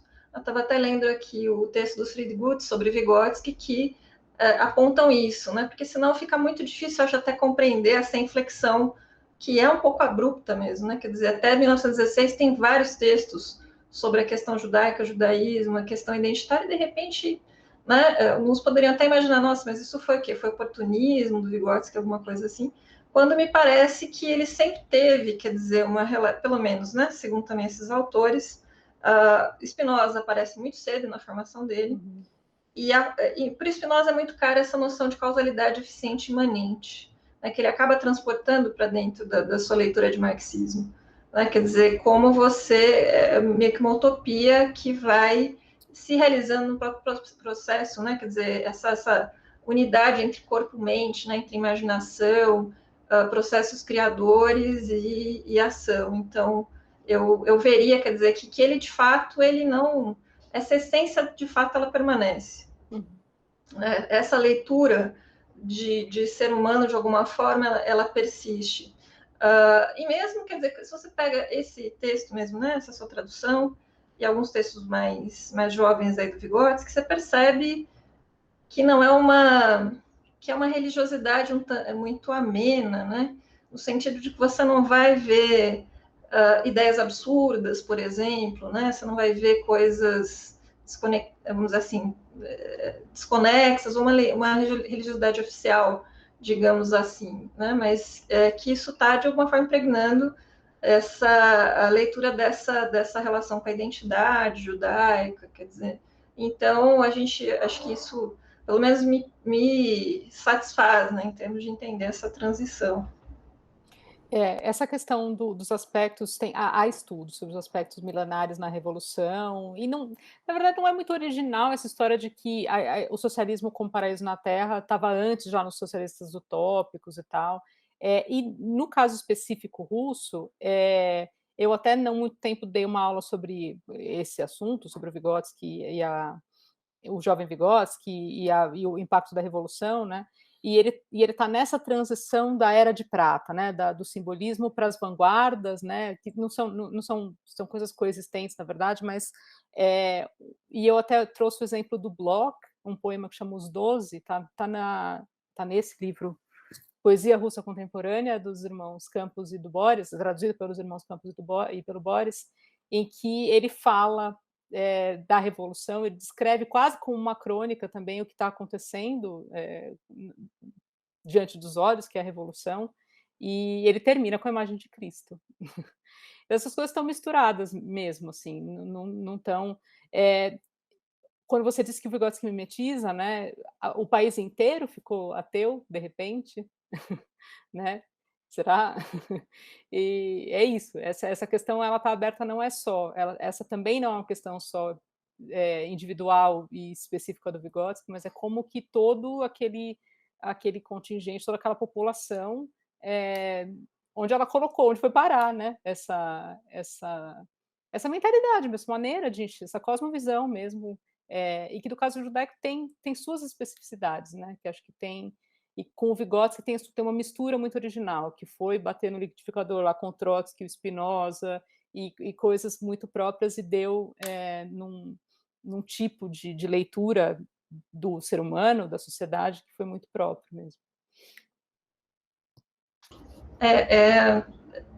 Vale lembrar lá a ideia spinozana, né, de Deus ou natureza ou substância. Me parece que seria uma religiosidade que não é religiosa, né? Tanto, enfim, aí já é uma outra polêmica também, quer dizer, esse Spinoza, com o papel da teologia em Spinoza, que muita gente acha irrelevante, que ele de fato foi lido por muitos ateus e considerado como tal, né? Wagner, você quer... a gente pode passar para as questões, eu acho, né, gente?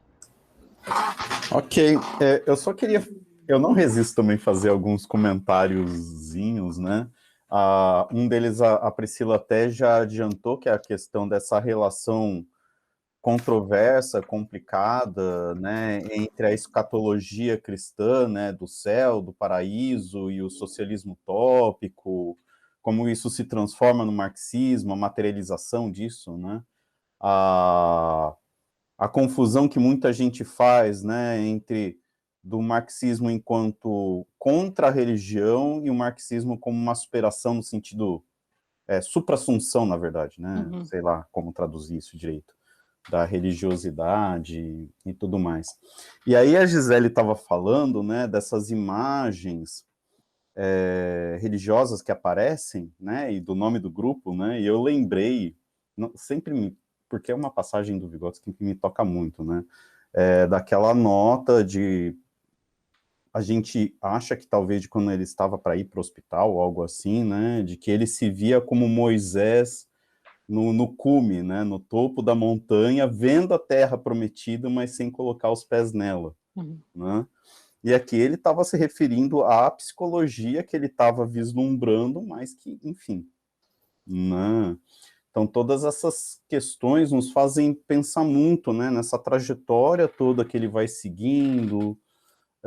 Aí ele, do Trotsky, ele começa a trazer cada vez mais o Hegel mesmo, mas ele traz o Hegel por uma questão, o Hegel não, o Engels, né, por uma questão mais da necessidade, né, que alguns autores colocam, que eu acho que não, né? Enfim, vai trabalhando tudo isso.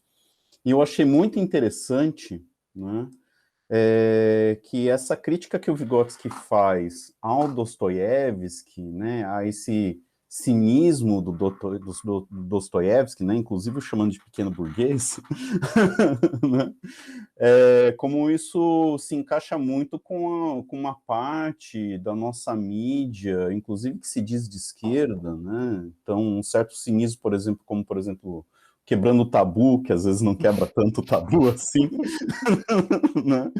Enfim, o quanto essas questões identitárias são complicadas, a gente tem hoje em dia na esquerda, não pode discutir questão de identidade, de racismo, de nacionalismo. E aí o pessoal, geralmente isso vem de pessoas brancas de classe média, classe alta, né? E lá o pessoal indígena, negro, asiático, né? A gente vê muito a questão, por exemplo, no Vietnã, eu vejo o pessoal lá falando que os europeus e os americanos falam que os vietnamitas não são socialistas. Por quê? Porque eles não são brancos e europeus. Aconteceu a mesma coisa com os russos, né?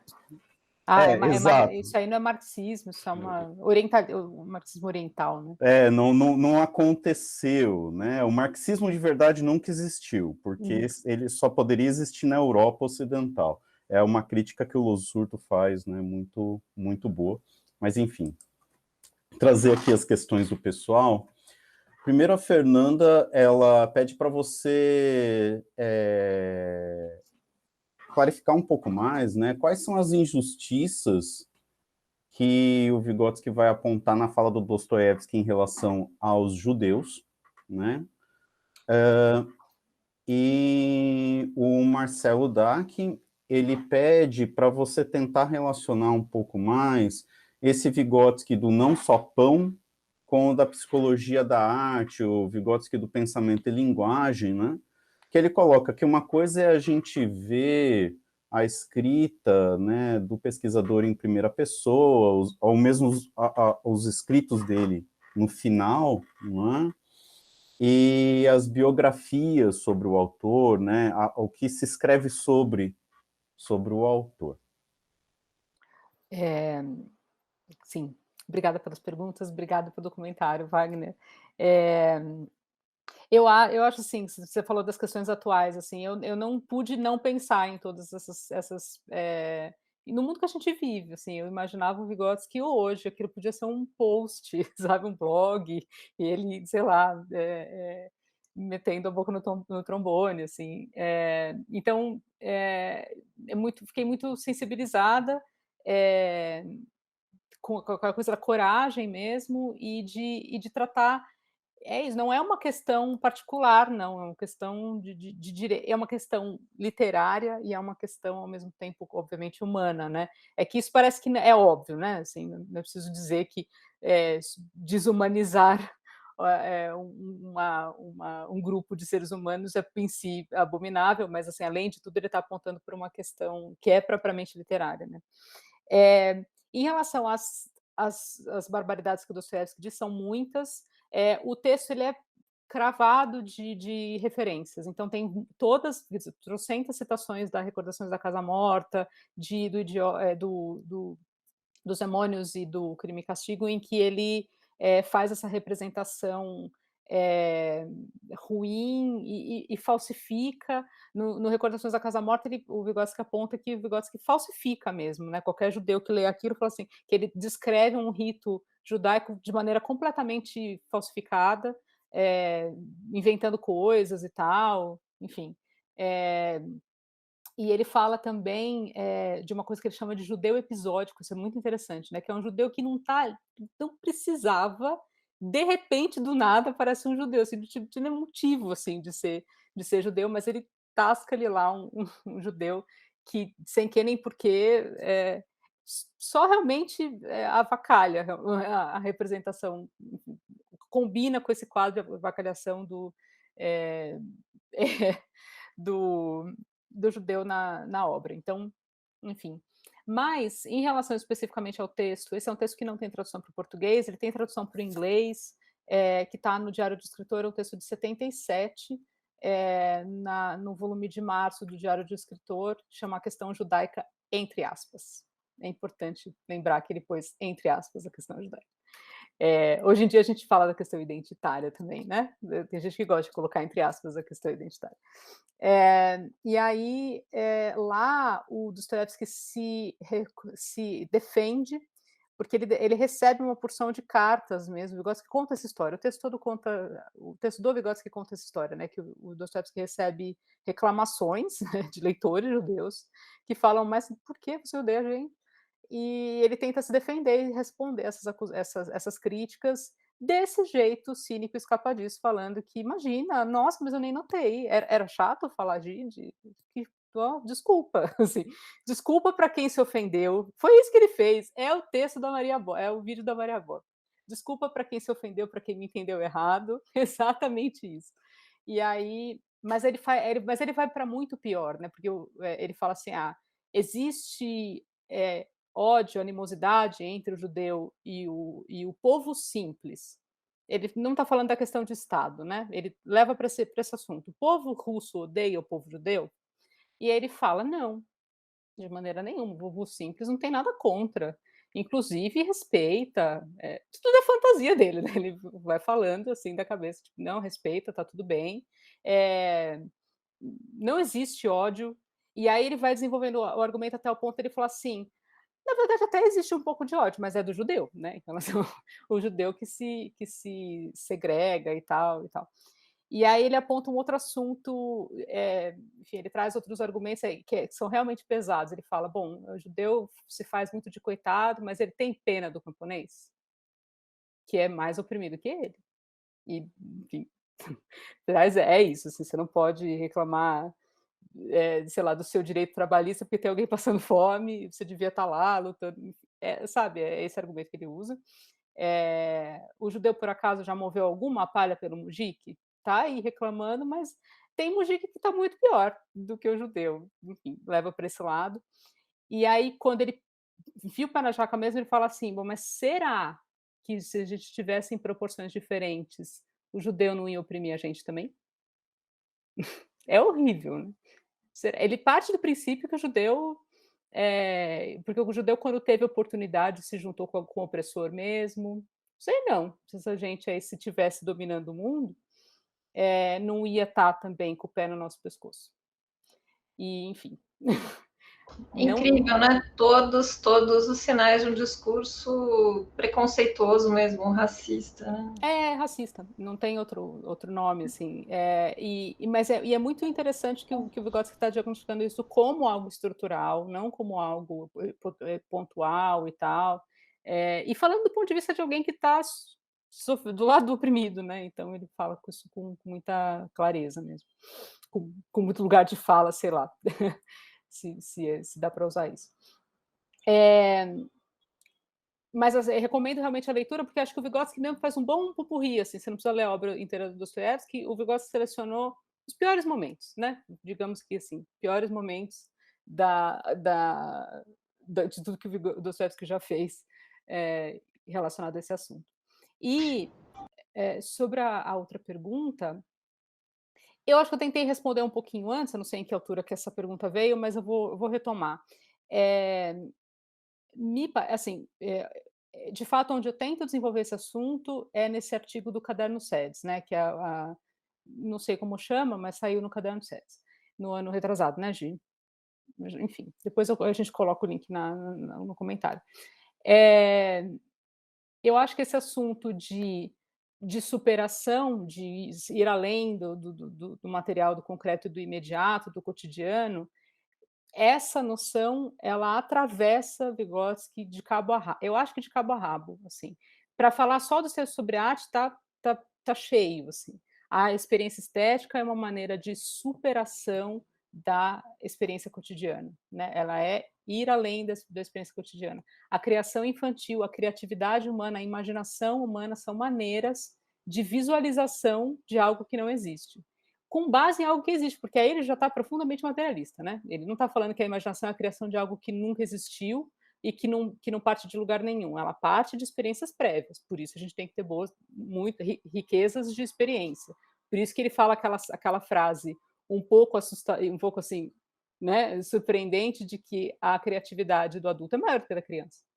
O adulto viveu mais, ele tem mais experiência. Ele pode não ter sido estimulado a ser criativo, e aí isso ter se atrofiado de alguma maneira, porque a tua vida não te exigiu.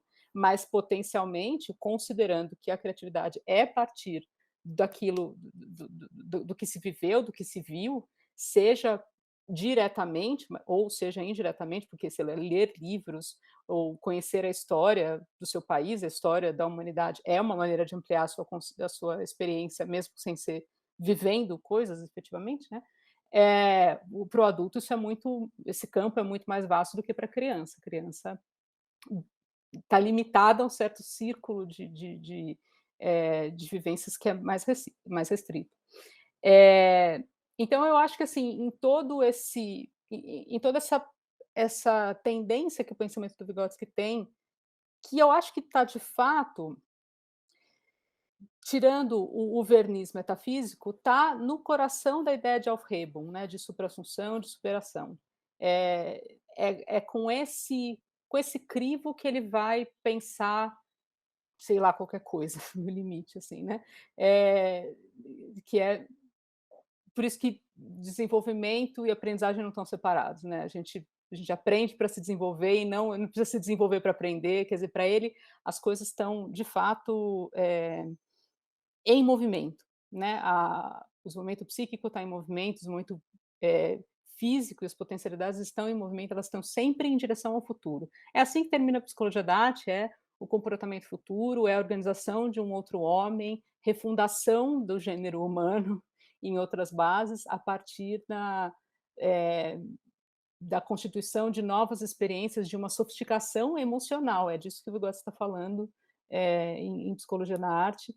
E nisso talvez ele dá um passo ou aponta para uma direção dentro do materialismo que é própria, né, que é específica.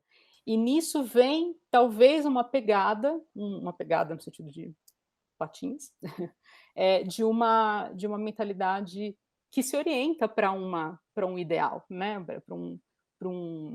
para algo que está além do que a gente está vendo, né, assim, o real mais real do que a realidade, que é o princípio básico do simbolismo e tal, né, mas que não é algo. E tem outro aspecto, tem um aspecto que eu acho que desaparece, assim, que deixa de ser uma marca desse pensamento, que é esse passo acima, lá atrás, esse campo, digamos, metafísico, esse segundo andar, ele é inatingível. Quando ele fala que no Hamlet ele não vai conseguir escrever sobre o tema religioso, porque ele fala que palavras, o resto é silêncio, entendeu? Não dá para falar as palavras, elas só atingem uma camada e existe algo de insondável, enfim, nessa escada, não dá para subir essa escada. Ela existe, ela determina o que eu estou vivendo nesse plano, mas eu só consigo acessar via indícios, né? Que são as palavras.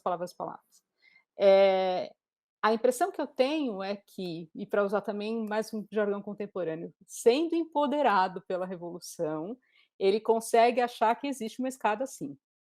Existe uma possibilidade real de se atingir concretamente, outros graus de evolução e de desenvolvimento, que não estão mais no campo do insondável. Nesse caminho de continuidades e descontinuidades, eu acho que tem uma coisa que é a aspiração a algo transcendente que fica, que permanece, mas a possibilidade concreta disso acontecer só se manifesta realmente depois da revolução, porque efetivamente, imagina, é que a gente não passou por isso, né, a gente só consegue imaginar o que pode ser viver uma revolução, e imaginar que tudo é possível, né, Sim. então, essa é a escada para o céu do Led Eu Zeppelin. Para mim isso que você traz tá muito claro para mim, trazendo aqui a pergunta do Marcelo, né, essa possibilidade de superação, ele deixa muito claro no pensamento, no construção do pensamento em linguagem, né, aqui no Brasil, né, senão o pessoal pensa que é o textinho O reduzido. recortado. Quando ele fala que a trajetória do significado da palavra é de uma menor consciência para uma maior consciência e maior intencionalidade. E ele começa a apontar essa direção também na questão emocional, também essa suprassunção da emocionalidade, também na arte, naquele texto do Psicologia do Autor, de 32. Né? Eu acho que é aí que ele tá indo nessa direção que você está apontando. Uhum, uhum. Penso, não sei, né? Aí me corrija qualquer coisa se eu falei alguma besteira. Nesse artigo que eu falo do sentido, né, do ponto de vista até linguístico do que eu rastreei, ele falava em termos de um sentido primeiro e um segundo sentido, ele falava em Hamlet, né, o primeiro sentido é o sentido corriqueiro, acessível, imediato, empírico, e o segundo sentido é esse sentido do além-mundo, né. Ele passa para uma ideia de pequeno e grande sentido da alma e sentido do espírito, em textos de arte, e eu tento estabelecer um paralelo disso com a ideia de sentido e significado, né, quer dizer, que continua sendo uma espécie de duplicidade, não sei se isso faz sentido até hoje, enfim, publicaram, deve ter algum sentido, na obra madura, quer dizer, como essa marca de uma visão em duplos, né, continua existindo, mas vai ganhando outros contornos e outras interlocuções e outro acabamento, terminológico até, né, porque é tudo muito vago no começo, né, até porque os textos de crítica literária e teatral não são textos científicos, então eles não têm uma preocupação conceitual, né, propriamente. Acho que o Edu quer fazer uma pergunta também, Lu. Por favor. Bom, boa noite, gente. Queria primeiro agradecer pela live assim tão incrível que vocês propiciaram e queria propor talvez um outro caminho para a gente pensar o paralelo entre o Vygotsky e o Dostoiévski, que está num texto chamado Os Suplícios da Criação, que está aqui no livro Imaginação e Criança na Infância, né? E aí é interessante, vocês estavam mencionando o Raskolnikov, o protagonista de Crime e Castigo, e esse caráter de um adolescente que tem afetos muito intensos e que acaba cometendo esse crime, mas acreditando-se, de algum modo, justificado a cometer esse homicídio, até por causa de uma doutrina de superioridade que ele tem, né?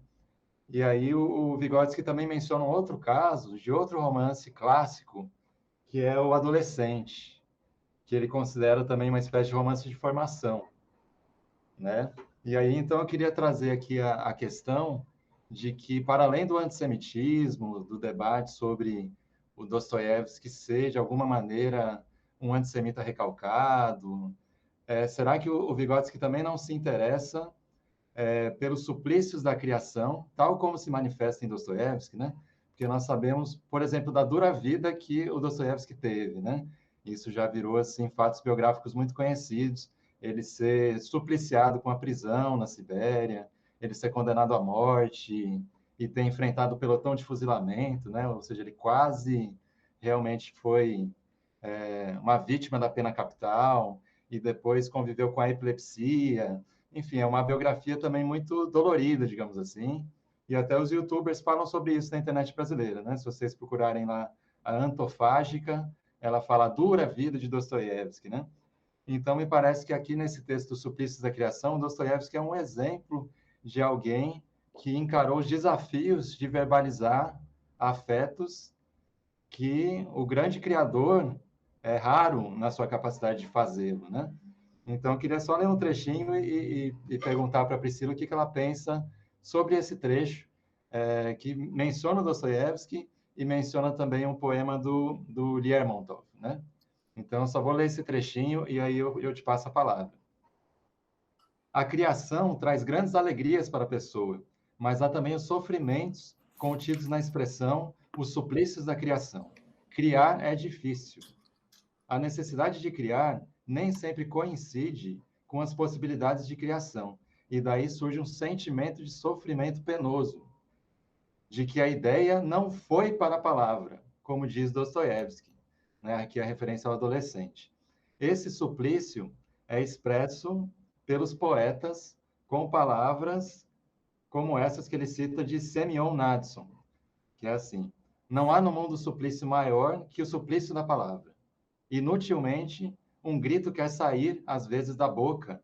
Inutilmente, o amor está pronto para queimar a alma. Nossa língua pobre é fria e deplorável. Ele cita esses versos do poeta e continua, só para terminar.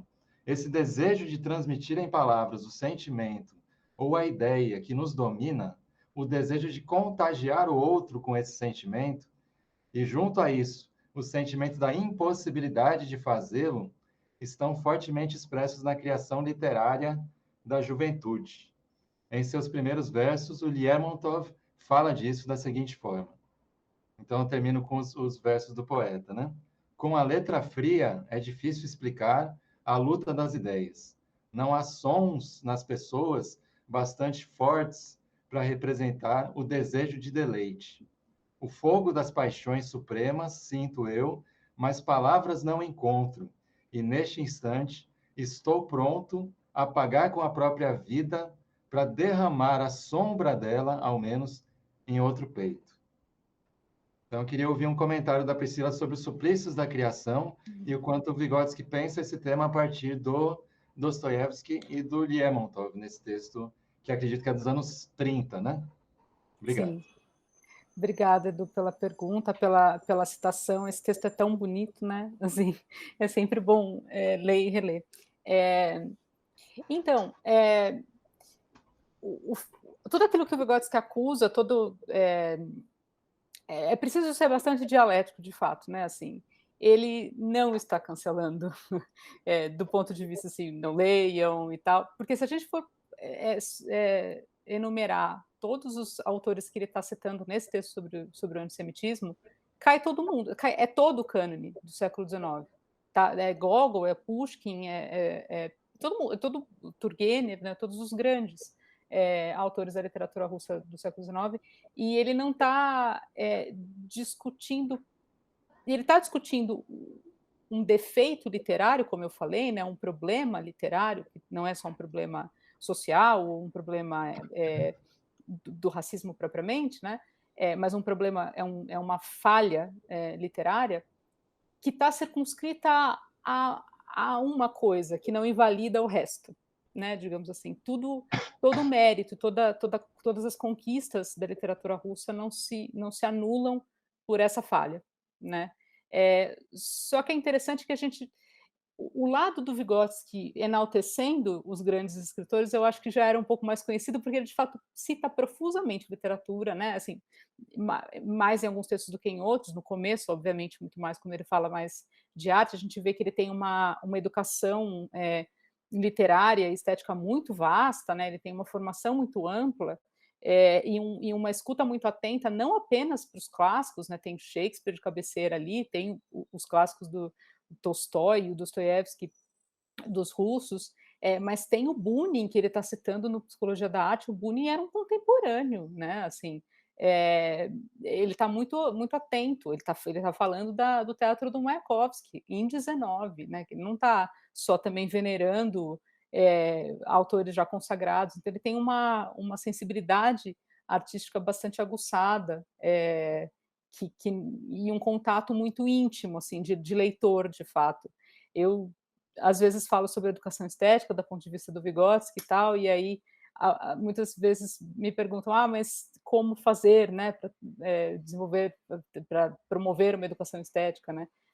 Começa, por exemplo, por se educar esteticamente, né? Porque dificilmente você vai ser um professor se você não lê nada, se você não tem nenhum contato com a arte, né? Então, o Vygotsky, ele traz isso para a psicologia não de maneira artificial, é porque, de fato, era uma parte integral da vida dele, né?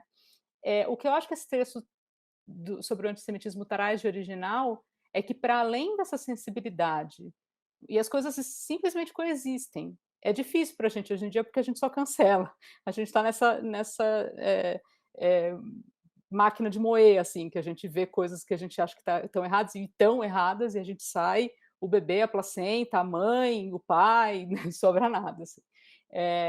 Então, no Vygotsky, essas coisas coexistem. O que eu acho que esse texto traz à tona do antissemitismo é que ele não fez vista grossa. Ele não vai falar assim, não, mas tudo bem, né, que todos os judeus estão absolutamente estereotipados em toda a literatura russa e não apenas na literatura russa. Ele não se tornou um adversário da literatura de maneira nenhuma, muito pelo contrário, né? Mas ele soube identificar o que eram os grandes voos do espírito humano dentro da criação literária e o que eram limitações do próprio tempo. Por isso que, inclusive, era capaz de fazer uma crítica, a crítica que ele fez ao Mayakovsky, né, no Teatro e Revolução. Tudo bem, Mayakovsky não era nenhum cânone inconteste, né? Ele era um autor jovem e ali na disputa, na cena literária soviética nascente, mas, ainda assim, ele tem um espírito crítico que não se deixa abalar, assim, que não vacila na hora de apontar aquilo que ele considera. A Gisele estava falando até que ela estava lendo uma dessas resenhas que o Vygotsky passa, critica mesmo, assim. Não deixa, né, de cumprir esse papel e de baixar a guarda do espírito crítico mesmo, né? Mas isso não quer dizer que ele não reconheceu. É que eu acho que de fato, esses momentos em que ele reconhece o mérito e a grandiosidade da literatura e das artes em geral estão mais conhecidos e mais difundidos do que esses aspectos críticos, né? Agora, de fato, na obra tardia do Vygotsky, essa questão da criação e a questão do trabalho da palavra e o potencial da criação pela palavra, isso ganha uma estatura e um status, sei lá, já estou usando palavras assim quaisquer, na obra final do Vygotsky, que é bem impressionante, assim, e é inclusive muito incrível que ele vá incorporar nessa obra tardia os A1, né, a língua transmental, como assim, isso é a vertina da literatura, é quando você consegue trabalhar num outro nível com a linguagem, um nível que já nem é mais esse lógico cognitivo que a gente está acostumado, mas num outro patamar, né? E ele está falando ali dos contemporâneos, vanguardistas contemporâneos dele, assim, é bem impressionante o lugar onde que a criação vai assumir quando ele se volta para a questão da palavra e da linguagem no final da obra é algo que eu gostaria de estudar mais, assim, de aprofundar mais, porque é bem incrível, assim.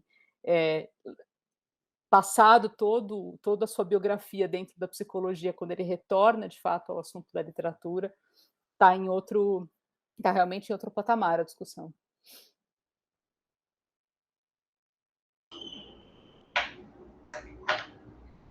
Acho que nós encerramos as questões, gente.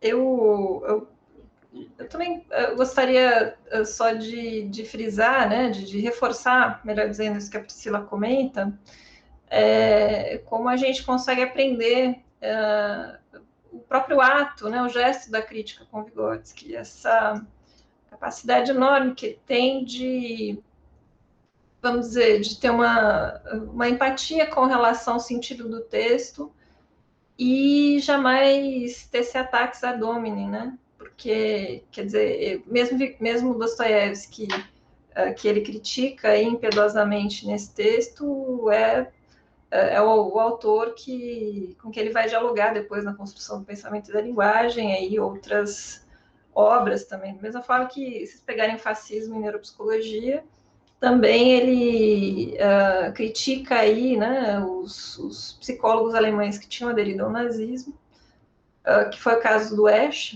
um psicólogo extremamente importante no seu tempo, que infelizmente, vamos dizer, desviou para o crime, né? Um pouco como o pessoal do rap aí fala, mas cujo método ele vai adaptar junto com o Sakharov, fazer o método Sakharov, né? Então, algo que nos parece quase que exótico, né? Nessa cultura do cancelamento, justamente, né? Em que tudo é uma questão de ocupação dos espaços semióticos, e a gente consegue perdoar aqueles que fazem o mesmo discurso, a mesma ocupação que nós, e condenar impiedosamente aí aqueles que usam sinais trocados, né?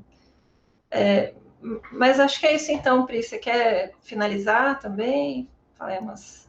Eu queria agradecer pela atenção de todo mundo, pela companhia aqui, pelo debate, pelas perguntas. Reforçar que vocês acompanhem nosso conteúdo no canal, a gente está no Instagram também. Vamos ter mais lives esse ano, né, Gi? E tem mais coisas no forno, enfim. O grupo está ativo, está finalmente registrado. Enfim, acho que era isso. É só agradecer mesmo. Gente, a princípio, a nossa próxima live vai ser dia 14 de outubro, e eu e o João Batista Martins vamos discutir pedologia, junto com o grupo também, Verchina, e com todo o público aí, todo mundo que fizer a gentileza de nos acompanhar. Boa noite a todos e todas, e muito obrigada aí pela participação nessa noite, gente. Vamos lá, camaradas.